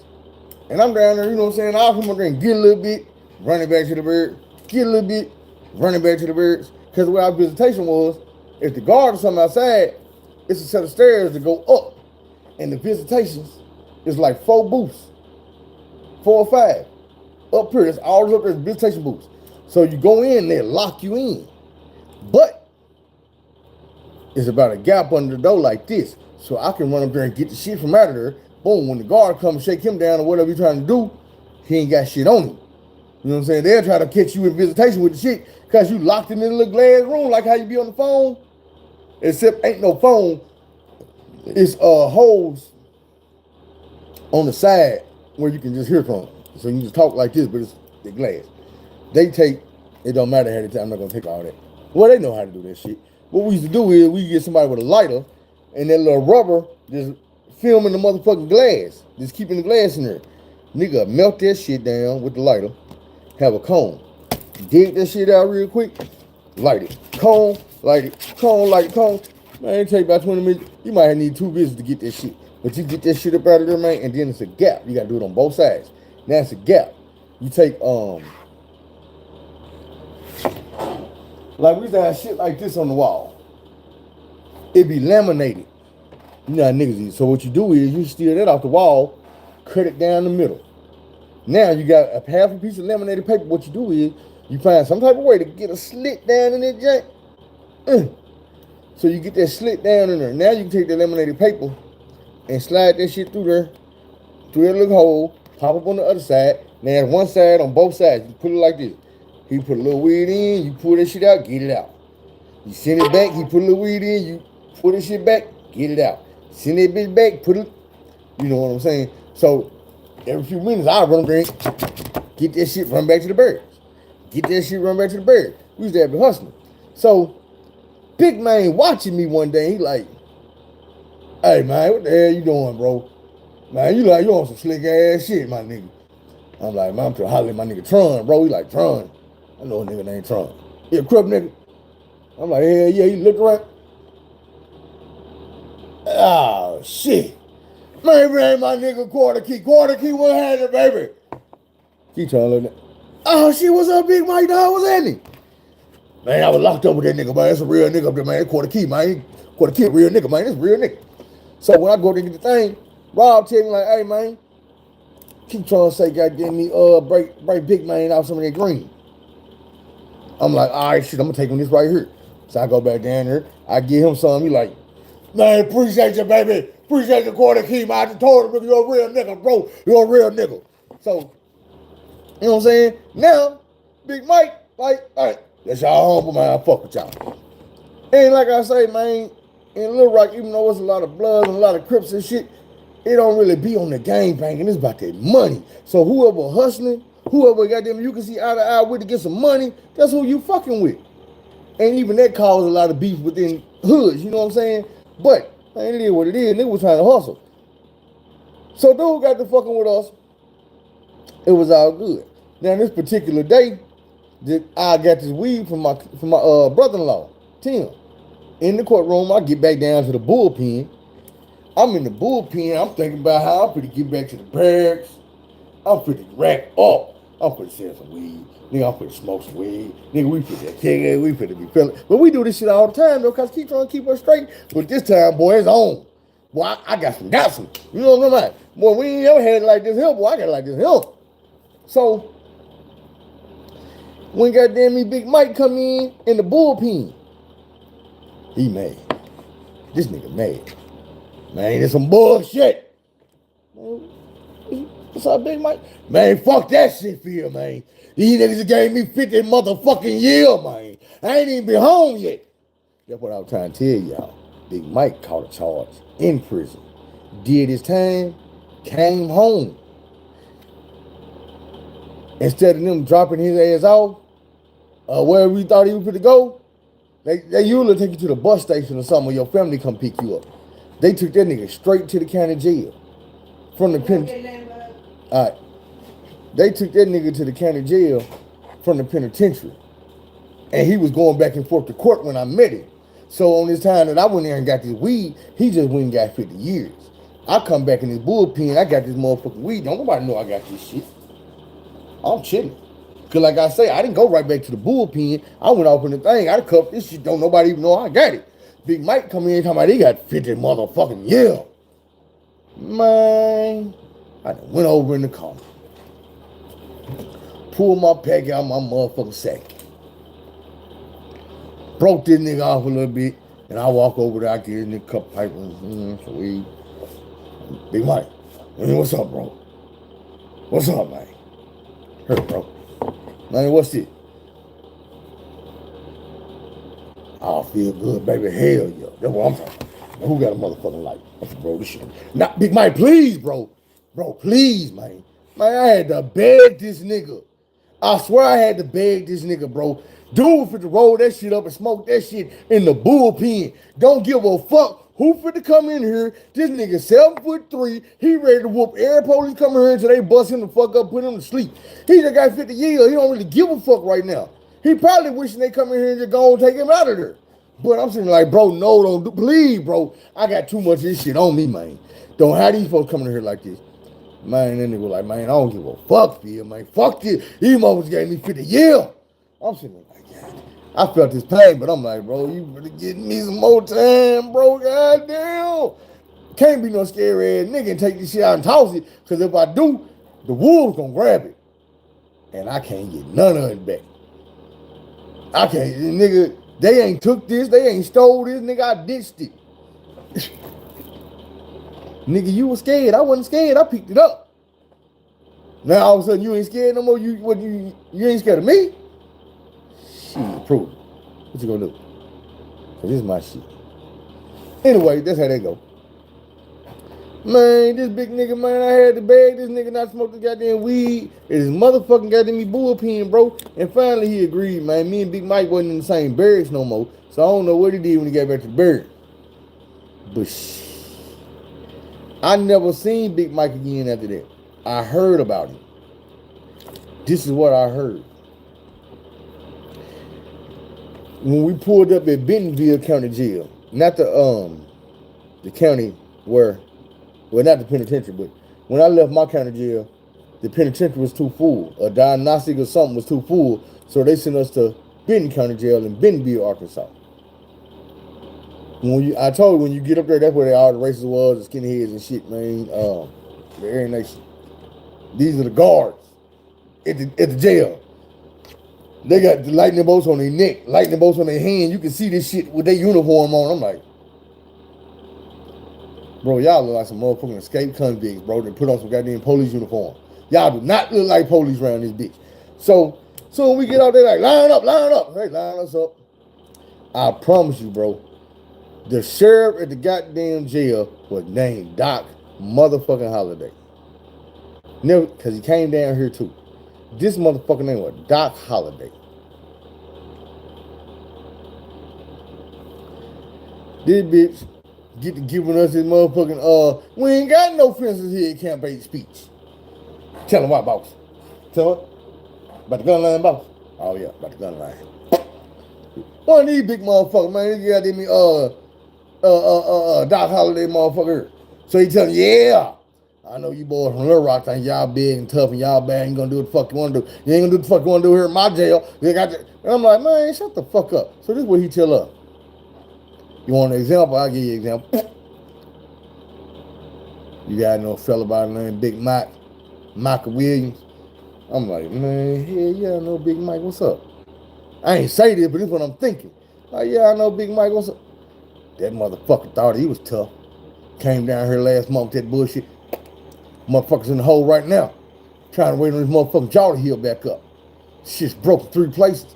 And I'm sitting there like, what the fuck? Man, this motherfucker talking bad. That's how he talking about they didn't beat that dog shit out of Big Mike up in the jail. I'm like, I don't know if the man got beat up for real. But I'm like, nigga, this Big Mike. And I know if y'all... Yes, boss. Yes. So we getting inside. I ain't gonna lie, I still have a little bit of buck in me. Cause they on some weird ass shit now. They got this thing you're supposed to look into it and it records your eye retina for the FBI. And I'm like, they're like, you can do it or you can do it. Those are 2 choices. So I'm like, man, I ain't even do that shit. You ain't even scan my motherfucking retina. You know what I'm saying, nigga? The fuck is this shit? That way, if you try to escape, you would never be able, once it's in the system, in the FBI system, wherever, and you would never, instead of spitting that bullshit. I'm like, man, I ain't gonna do this shit. They better whoop my ass. All like, man, all right, boss. Yes, sir, boss. Look down the thing, put my eyes in. Do that shit for a second. They violated me at this jail, y'all. Them was just the first amendment violation. The biggest violation at this jail, y'all. And I know millions of people in the world will not see this as a violation. They're like, so that's what you need. I was forcibly, I'm gonna keep trying to say this shit till I get it right. Forcibly, that ain't no. Forcefully. These motherfuckers forced me to get baptized. What type of shit? No, don't laugh. I'm dead ass serious. Big ass, muscle bound, redneck, hick ass, Ku Klux Klan, Aryan Nation ass, bald head white boy with tattoos and swastikas and lightning bolts, grab me and every other person in that jail, drags you to the chapel, and threatens a penalty of ass whooping upon ass whooping upon ass whooping that you could step your ass in this goddamn tank. And this man put to dunk your head, and you gonna accept Jesus Christ as your Lord and Savior, and they don't give a damn you a Muslim, or you Jewish, or you Catholic, or you goddamn atheist, or you done been baptized before, which was my case. I had already been baptized. If y'all remember the story about Nick Smith Jr., the basketball player, how I was in love with his mama, but her daddy was a preacher, and her mama told me that if I wanted to be with her, then I had to turn my life over to God, get baptized, and do the right thing. And I was in church that weekend getting baptized, and she wasn't even there. She was at church with Nick Smith Sr. And now they married, they son in the NBA, and I'm talking to y'all on YouTube. Neither here nor there. But like I say, I was already baptized. God had already tricked me. He didn't have to send me with white dudes. He had already got me. Shit. I don't know if dude didn't get it me right, or, you know what I'm saying? I know it wasn't the fact that my heart wasn't in it, because nigga, my heart wasn't in it the second time. My heart was in it the first time. I don't know if my head was in it. Thing is, I still love that woman. And I ain't talking about like, no, I'm in love with her. It's like, man, that was like one of my best friends back then. Like, she used to treat me like I was a real live person, not like I was some dangerous ass gangbanger. Her mama them did too. Shout out to your mama. I love your mama too, Miss Steve. She was cool as hell. Your daddy baptized me, but I didn't really know him like that. But shout out to him.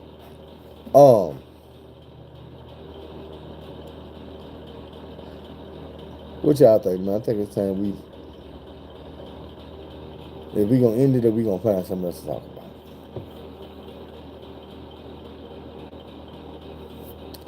Me and the BM, man, we just slowed down. We ain't been doing the Uchi coaching. She said she think dude getting suspicious. And I said, okay. So okay. Cause I don't want, you know what I'm saying? At the end of the day, like I said, man, I'm a real dude, man. I'm not trying to force your hand. I'm not trying to make you do nothing you're not ready to do. I'm not trying to, you know what I'm saying, tear up what God put together or none of that. I know I already did my part, but damn it, that was my part. I did my part. So like I told her, you know what I'm saying? Until I know beyond a shadow of a doubt that that's me, oh hell yeah. He just don't know it's a possibility of somebody but him. And that nigga blind. That's what I be saying, you know what I'm saying, when I be like, look, when it come down to the husband or the main person in the relationship and the side person is getting a better deal because he know the truth. He know, you know what I'm saying? I know what I'm dealing with right now. And even though it could end up tearing me up in the long run, at least I know. You see what I'm saying? I know. Because she could have came back to me and told me that it was all me when the possibility of him, she could have just went on by her life and never talked to me again. And I would have never knew. That's what I was trying to tell them from the beginning. I'm like, man, y'all got to realize it's like, get a woman some credit because she didn't have to tell me shit. You know what I'm saying? Just being real. She didn't have to tell me shit. She could have stayed over there in her city with her husband, living her motherfucking best life. He over there happy and excited about this baby. Shit, and she didn't tell me shit. But I wonder, and it's like I ask her sometimes, and she ain't never been able to articulate it. Just tell me nothing that I was satisfied with. I don't want to be that dude to ask, like, what is it about me? You know what I'm saying? Like, what is it about me that you will risk everything, goddamn me, that you work so hard for? And the thing is, like she told me, like, she want me to be the dad of this baby. I found it kind of suspicious. I'm not tripping. I'm not mad because, like I say, I want to be the father. I don't like the situation. I don't like the situation at all. But the situation ain't for me to like because I put myself in the situation. If I was gonna not like the situation, I should have did that goddamn me before I jumped head first in that motherfucker. So you can't complain about some shit you did to yourself. I'm just looking for the best outcome. And whichever outcome comes, I'm gonna try to take that as the best outcome.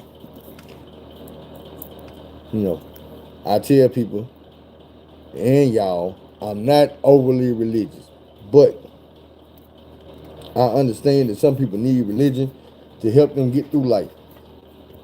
This would be one of them situations where I would use religion to help me get through some shit. Yes, I would cry and I would pray and I would ask God why and some more shit.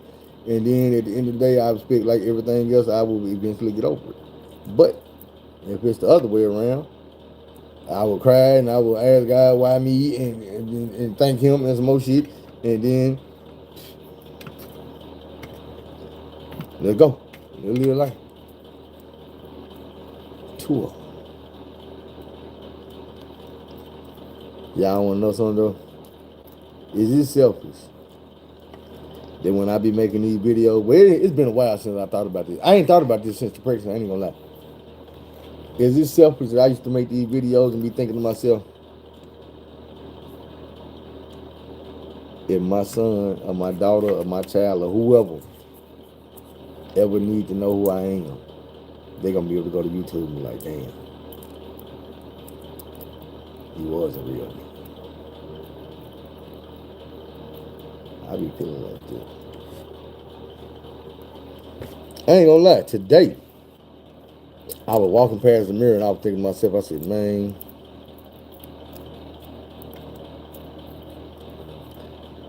Does being on YouTube make me a better person? Like, do I actually take into account that people pay attention to everything I do? So now I got to make better choices because I'm like, man, it's hard for me to give people advice and then be out here doing stupid shit. Like, even if I ain't stopped yet, I do be more conscious of the stupid shit that I do. And I be thinking about y'all. I be like, man, boy, they hear about this, they gonna tear my ass up. Real shit. I was like, boy, I swear I thought about that today. I was walking past the mirror, I was like, man. And I had one person in particular in mind. And it's the same motherfucker I told y'all, just hit me up last night, like, oh. So you just want to give us no show today? We won't get nothing today? And I'm like, hey man, goddamn. Come on, nephew. You gotta wait till the store's hand to get the store. You can't, these motherfuckers ain't on demand. You can't get them to call in and get a store whenever you want to. Subscription fees. Yeah. Like 50 on stars, goddamn. I need my re-up.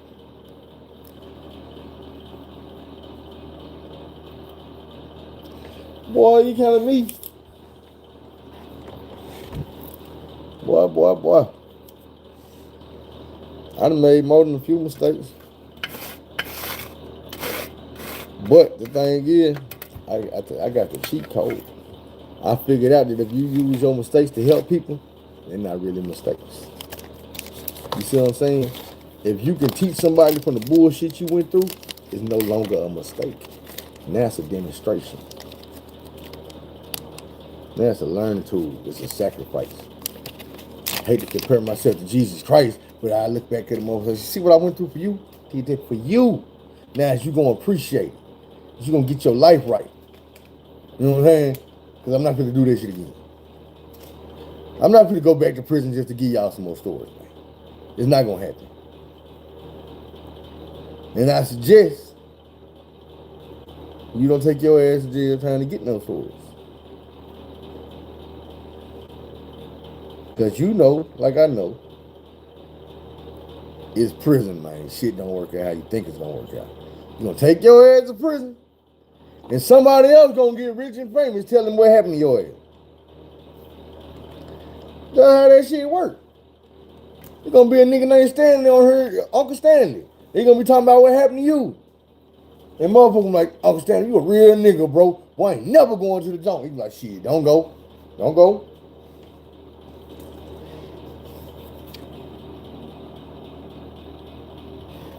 Man, I know why y'all be here. Nah. Boy, I better go to Joan mode. I about to say, Toot, you here because you ain't got no goddamn friends. Audrey, you... But see, I just be playing. Need to learn my lesson. That's why my sister hit me in the face with a brick. And sometimes my jokes be funny.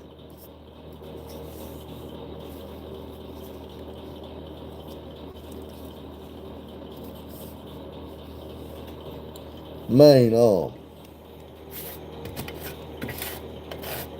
check this out. This what I'm gonna start doing to y'all later. To my regulars. I'm gonna start making y'all join my motherfucking Facebook page and call in and tell me y'all problems. Toot your ass on the list. What's up, Michael Neal?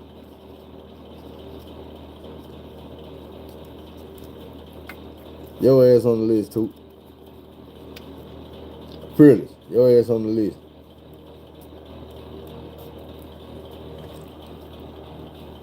Ticket Tiger, your ass on the list.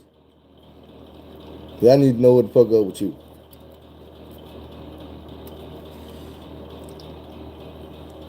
Now, how many of y'all already on my Facebook page? And why I feel like I'm rolling bunchy type? I really feel like I just got that me wasting my...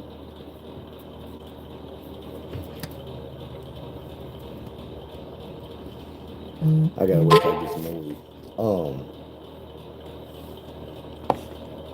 I think I'm gonna do a video showing y'all how to roll different types of blunts.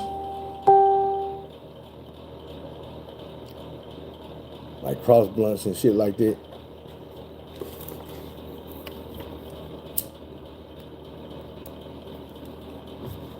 Double barrel shotgun, dinosaur, Tweety Bird. Y'all know I'm a connoisseur. I can do that type of shit. Like, I actually got the shit to do it right here. Except,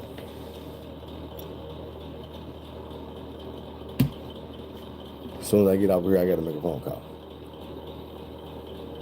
Because that right there is only gonna get me to where I get to go to get some more. You know. Damn. Man, I spent some money with nephew, man, on the Pro Tools. And now he act like he don't want to goddamn open up the studio. But we ain't fit to play with. Man, I need y'all help. I'm finna put a little boost. I need your help, man.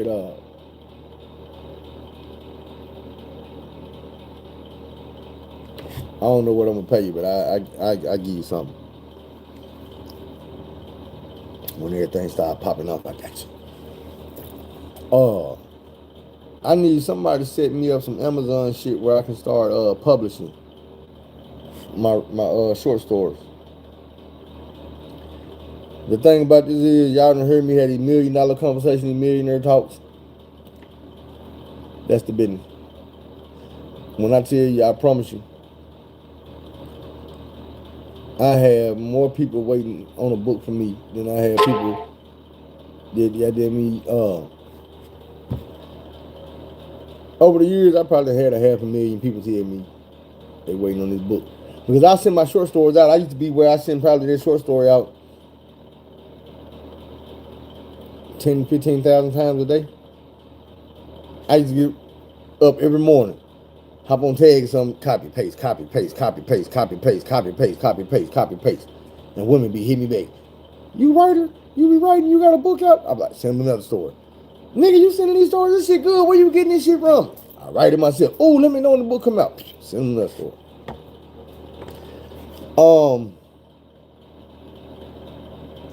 That shit came from prison. That writing shit.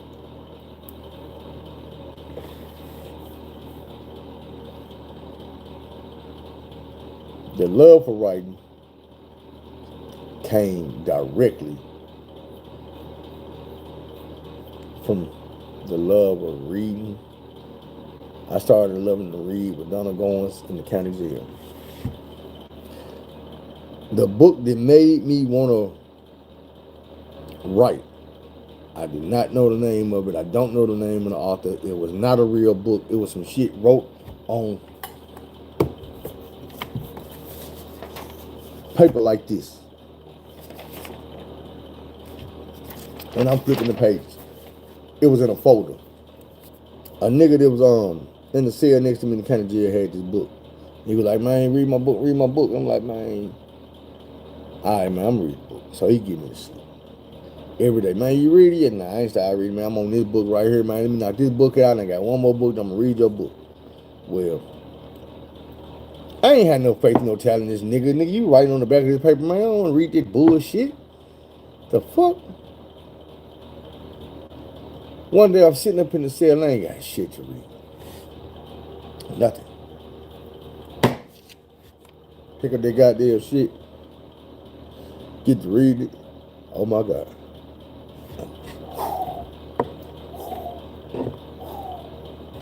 All night long. Chow call. Nigga knocking on my window. Hey, bro. I'm getting transferred this morning, man. You know that book? I said, man, I've been reading this motherfucker all night, bro. I got about 2 chapters left. Let me knock it out before you go, man. I got you, bro. Just let me knock it out right quick. Man, hurry up, bro. I need that back. I got you, bro. Man, I read that shit. I was like, hell yeah. I'm thinking to myself. I'm like, man, I already got shit in my head. And it's like, man, I want to tell y'all, even with like right now, me telling this story, I noticed how I started doing prom queen. And Like the shit that I'm remembering from prom queen, I ain't even got there yet. Some of it I've already said. A lot of the shit I'm rewriting in between. It ain't there. I need to get back on that soon. Like before next weekend, I need to drop another chapter or two. It can happen. I ain't gonna tell them what I'm gonna do tomorrow. What's today? Today Thursday. Okay. Yeah, cause we got some Kevin Gates shit coming up. You know what I'm talking about.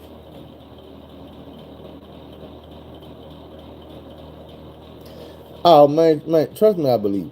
I know it do. I done had too many people tell me it do. Did it help them? I love to hear that shit. And it's always shocking when you know what I'm saying, when a motherfucker tell you, bro, that shit right there, that's what I'm going through right now. And I'm like, damn, for real?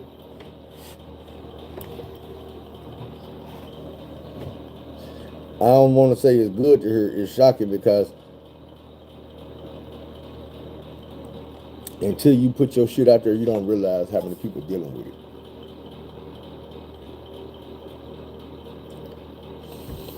Motherfuckers be thinking they by themselves. You be thinking you by yourself. And that is not the case. That's not the case. I'm gonna tell y'all, might well speak on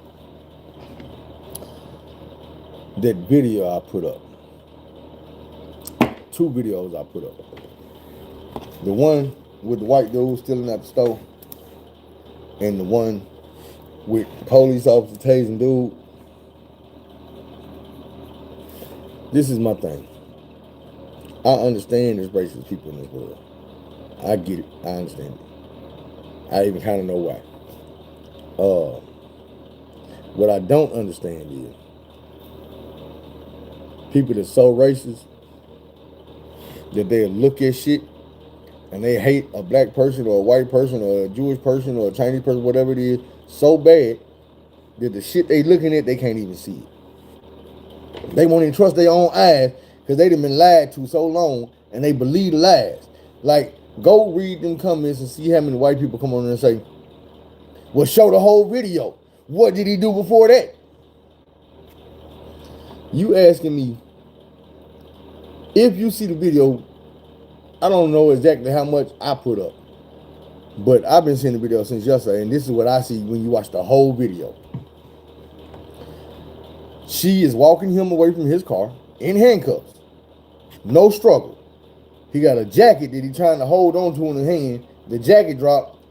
She keep him moving. She don't let him pick his jacket up. She get him to the car. She said, get on the hood of that goddamn car. And he bend over. He said, yes, ma'am. He bend over on the car. She take her taser out, put it in his back. She get the pat him down. And he tell her, I ain't did nothing. That's what he say, I ain't got. But he stopped saying that and he say, I ain't did nothing. Then he say, I got a gun on me. It's right there. When she see the gun, she pulls the gun out of his waistband, puts it on the hood of the car, say, and slide the car over. Slide the gun over.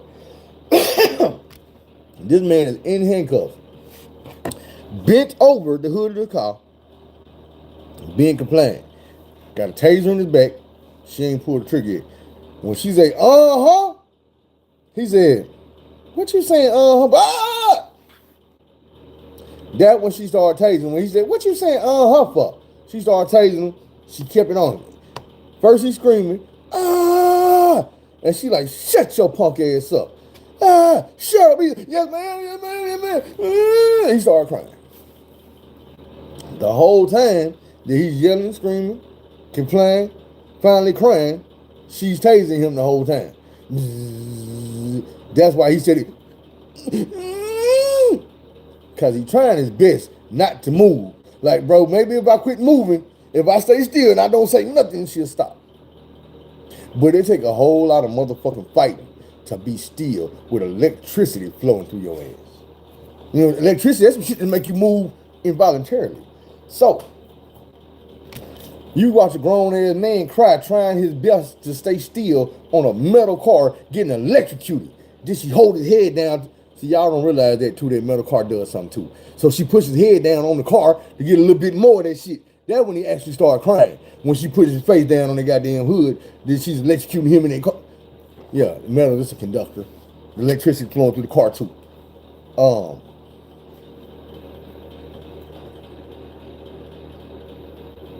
These motherfuckers that, well, what did he, cause she said, oh, you were big and bad a minute ago. Shut your bitch ass up. They're like, I want to see the part where he was big. You just saw the part where he was big and bad. There was no struggle at all. He wasn't talking no shit to this woman. He walked over here and leaned over in that car and said, yes, ma'am. Next thing out of his mouth was, what you saying her for? Man, look at her.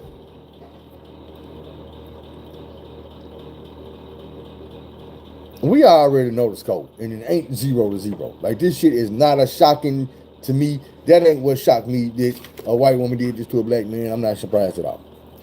What shocked me is the way these motherfuckers sit and watch this shit, and in their head it's like, man, this is a good wholesome white woman. She ain't doing that for no reason. It got to be a reason. He did something. He's black. Bruh, you watching what we watching. The man is laying face down, handcuffed on the hood of a car, being electrocuted.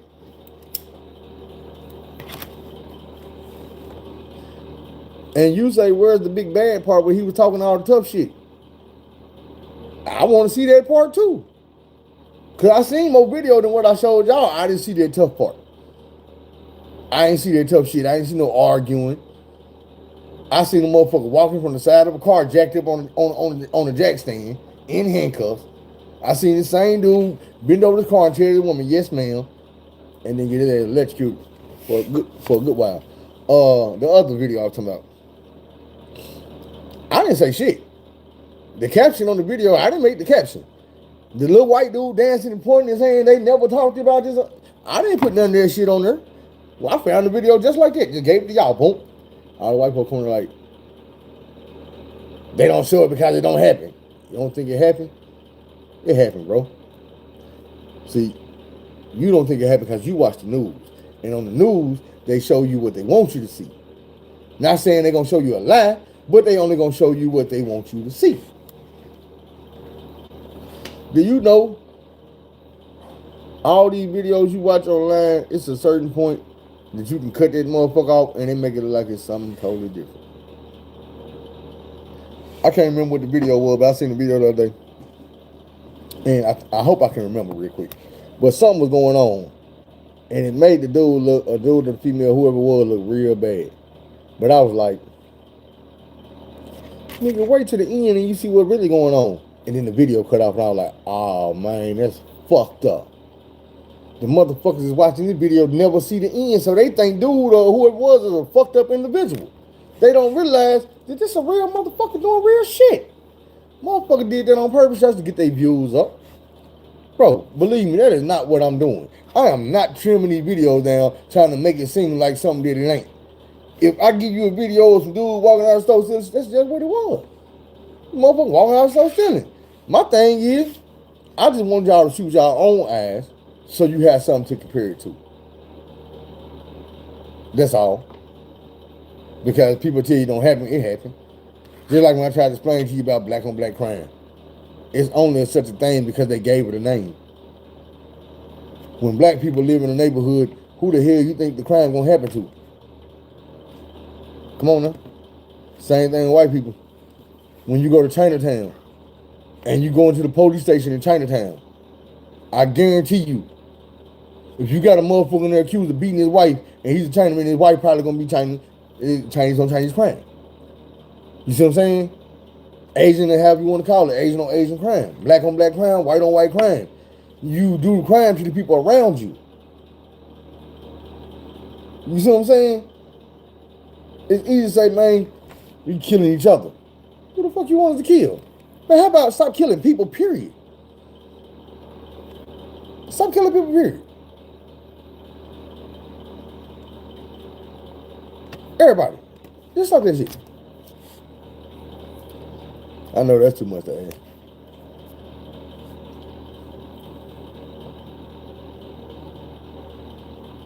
Let me ask y'all a question. This ain't nothing about prison. If you could get one thing for Christmas, like no strings attached, what would it be?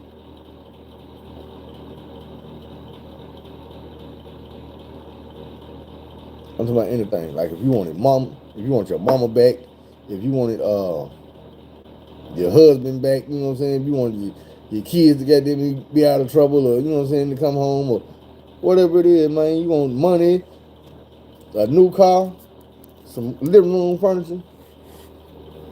If you can get one thing for Christmas, what would it be?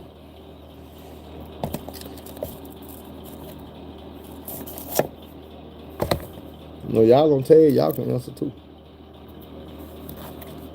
I'll be forgetting it to interact with my other camera over when I be fucking with y'all. So your granny.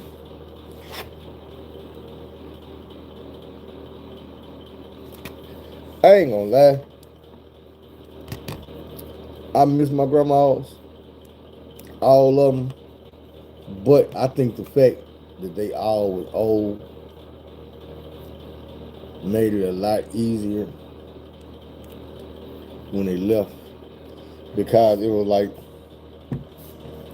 with my mama, I don't want to say I was happy she died, but I wasn't sad. Christmas vacation with the family, that's what's up. I wasn't sad when my grandma died, because my grandma died from Alzheimer's and she was suffering from it. You know what I'm saying? The time I did, like my grandpa died right when that's a whole different story. I'm gonna tell y'all that one day. My grandpa died right when I got locked up. My grandma died not too long after I got out. So I feel like she suffered through the shit she was suffering through with Alzheimer's to hang on for me to come home. The reason I feel like that is because she had her forgetfulness when she didn't remember nobody but me. I'm the only one she remembered. Like all my cousins, and this, I don't know how they felt about it, but I know my mom used to tell me, like, she would call them, like if she talking about one of the dudes in the family, she always say PJ. What PJ doing? Happy PJ, come here. And it be anybody but me, because PJ in prison. But when I came home and she seen me, my eyes lit up and she said, that's PJ. I went to go see her at her house, and then she came to come see me at my house. And I think I seen her a couple more times after that, and then she was gone. At her funeral, I don't know who idea this was. I don't know who put this shit together. But they had all the grandkids sitting on the front row. In some type of way, on purpose. I didn't get a program. Nobody would give me a program. They ran out. The people who had one was looking at theirs. So I'm sitting beside my big cousin, and he got a program. But he kind of acted funny with it, not letting me kind of look over on the program. And I'm like, okay, whatever. But this ain't nothing new. I'm expecting this type. Well, I ain't gonna say I'm expecting, but you know what I'm saying? Okay, whatever, it is what it is. I feel like niggas is acting funny. But I didn't know that he was instructed to do this shit. He get up to do a poem. Maybe two. But as he get up to do the poem, he hand me his program. Now I'm looking at the program and everything going on, and I get to him and his poem. But then I see my name after him, and I'm, huh? Eulogy. Hey, why y'all got me down for the eulogy? Because you giving the eulogy. I'm what? I'm what? You giving the eulogy? Says who? Ain't nobody saying nothing to me. I don't know what to say. It's your grandma.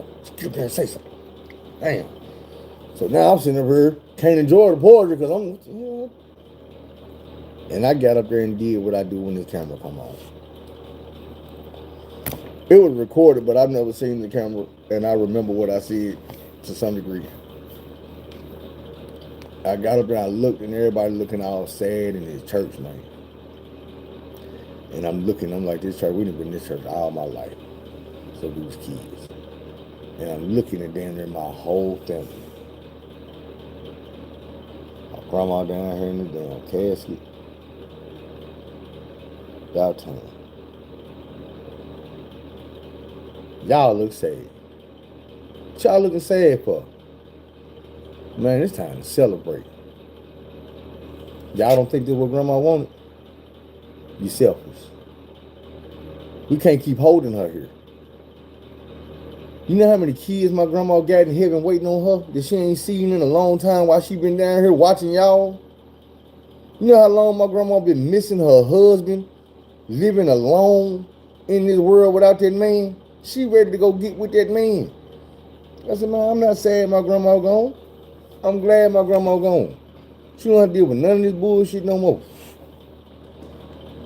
Like my grandma dealt with a whole bunch of bullshit, but she got a whole bunch of people that she done loved and took care of, and they been gone. And she been living without them. And you know what I'm saying? If you didn't cherish her while she was here, that's your fault. I promise that's your fault. Because she loved all of us and we all knew it. You know what I'm saying? This is what I had to tell my family. But as I'm telling my family this and I'm standing up here at the church, I'm seeing all these sad people. It ain't nobody in here sad no more. Everybody, I'm just like I'm preaching. Hey, amen. And all this shit. And I'm going now. You know, I got crunk. And this my grandma. Whoop. Man, for real. Everybody was in there, man. We rocking back and forth and they jumping up there, man. Look, man. It was time for my grandma to go. It was time. This is not a sad occasion, man. We done had so many years with this woman, man, loving her and being around her, and ain't never been nothing bad coming from her. Man, she was a life for everybody that ever knew her. And then she been suffering, man. My grandma got kids that was dead before I was born. You don't think she been missing them? You know what I'm saying? Man, you think when Christmas comes and she giving all her kids and all her grandkids and all her great-grandkids shit, you don't think her mind slip off to the 1 or 2 kids that she ain't got no more? To the husband, you know what I'm saying? The sisters and brothers, her mama and daddy. Man, it's a whole lot of people that's been waiting on my grandma. And we just been holding her. And it been hurting us to hold her here. These past years, she can't talk, can barely walk, you know what I'm saying? Wake up in the middle of the night, she out here in the woods. Then left the damn house, we don't know what the hell going on. Ain't nobody got to deal with this shit no more. Grandma is gone, and she where she want to be at. And trust me, she wanted to be there. Been wanting to be there. She probably wake up every day like, damn. Fuck, I ain't talking to nobody. Nope.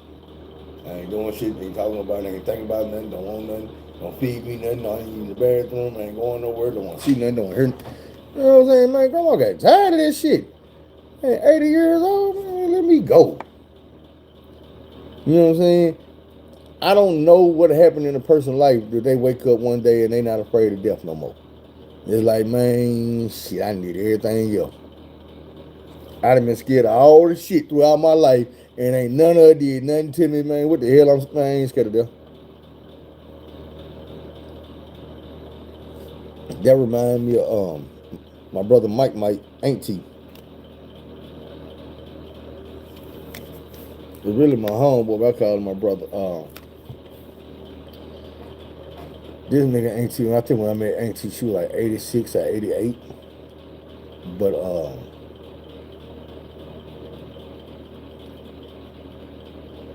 I fell in love with dude watching him take care of her.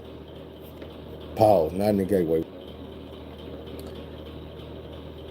I had never seen a man dedicate himself in his life to taking care of a person.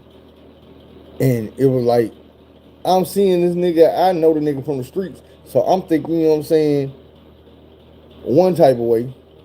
Nigga, you out here, you in the gangs, you sell dope, you sell weed, you pack pistols, you do all the dangerous shit.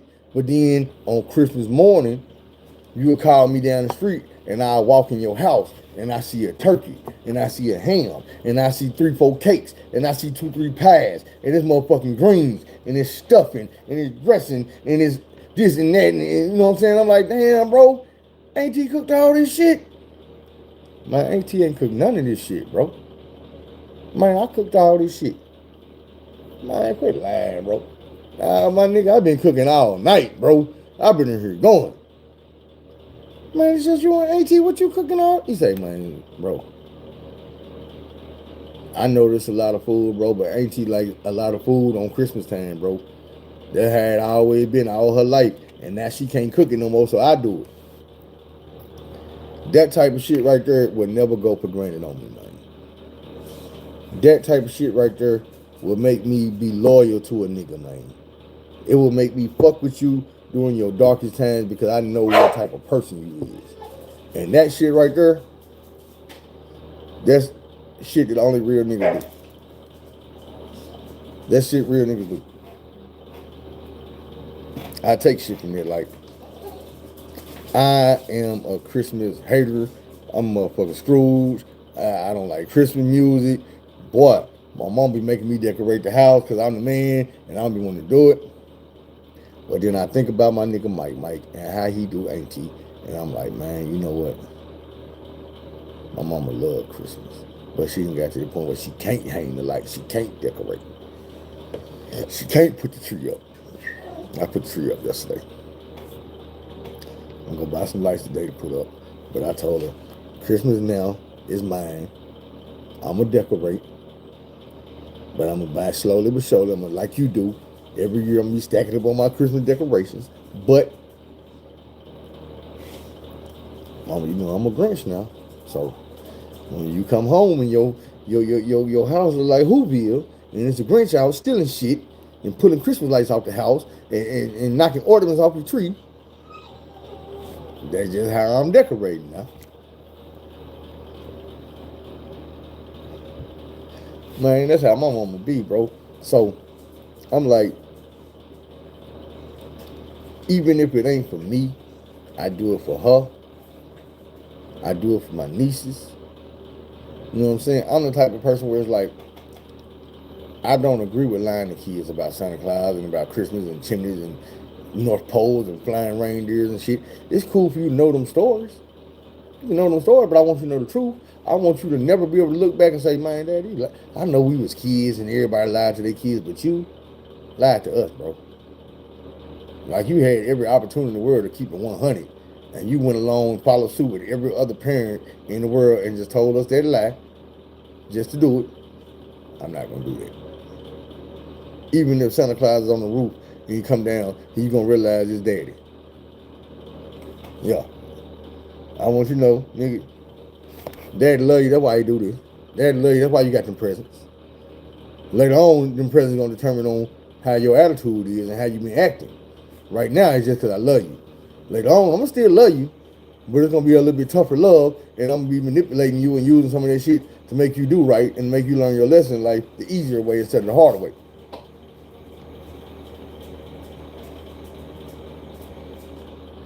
That's the thing about it. As adults, we walk down that long road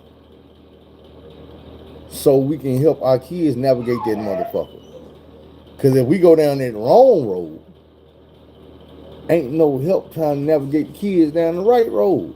It don't work like that. Now you can send them down that motherfucker. You can tell them, hey bro, don't go this way. Go that way. Alright, what's down here? Shit, I don't know, man. I went that way. You see how fucked up I am.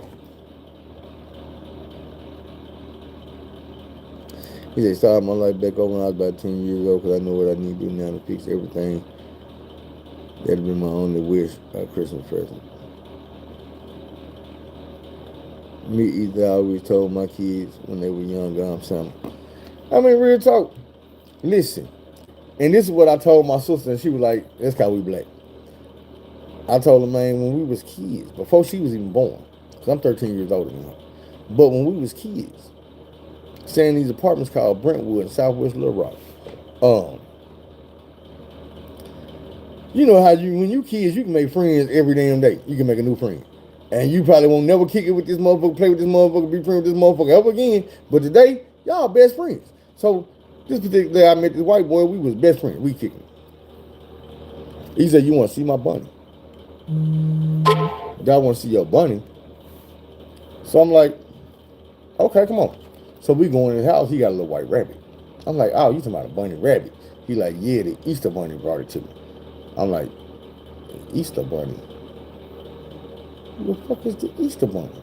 So he could tell him about the Easter bunny, how the Easter bunny come and lay the eggs, and you supposed to find the eggs. Some of them be having candy in them, some of them be having money in them, and they bring you rabbits and toys and gifts on Easter. And I'm like, Easter bunny? Nigga, ain't no goddamn Easter bunny.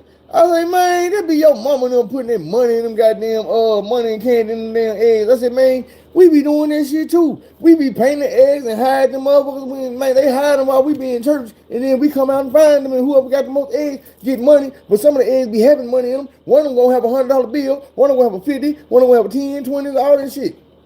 So he crying and Easter bunny. I'm like, man, Easter bunny ain't real. Woo woo woo. Man, this man crying. His mama don't come outside. And she like, what are you doing? Tell me what's wrong. Why are you crying? He said the Easter bunny ain't real. Man, the white lady put me out of motherfucker. Like, at this time we already outside, but it's like a little gate thing to be on your sliding the patio part that's fenced in. So we was back there with the rabbit. He said it ain't real. Oh my God. Nigga, get away. Man, she put me out of there so fast. Talk bad to me. Man, you gonna get your black ass away from my goddamn house. Tell my motherfucking kid. So imagine my surprise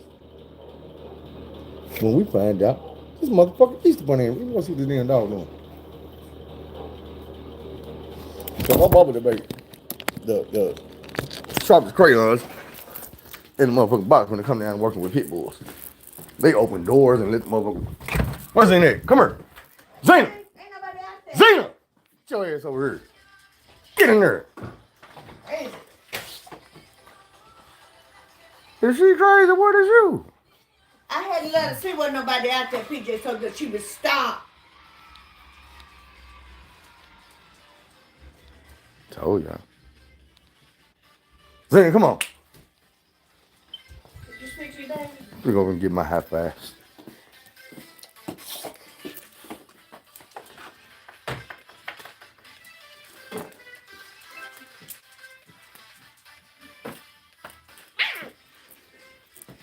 You already knew that would come. You got to be faster than it. That's what I do to my nieces. Give them 4 high fives and 1 to the forehead. Anyway, since my niece is here, in a minute I'm prepared to go in there and play with her. Give me some family time. Cause she don't be here all the time like that. Anyway.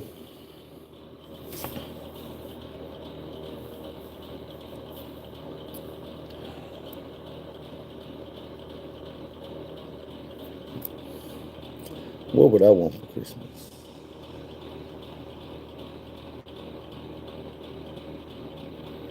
It's hard. I'm trying to choose 2 things. I want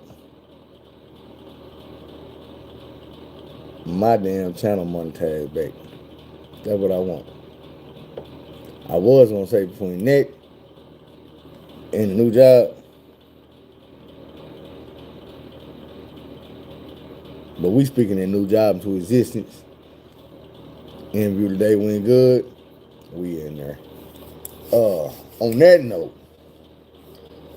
man, y'all enjoy the rest of y'all evening. Don't be afraid to take that long road. Instead of the wrong road, do things the long way instead of the wrong way. Go tell somebody you love them. We'll see you next time. We out.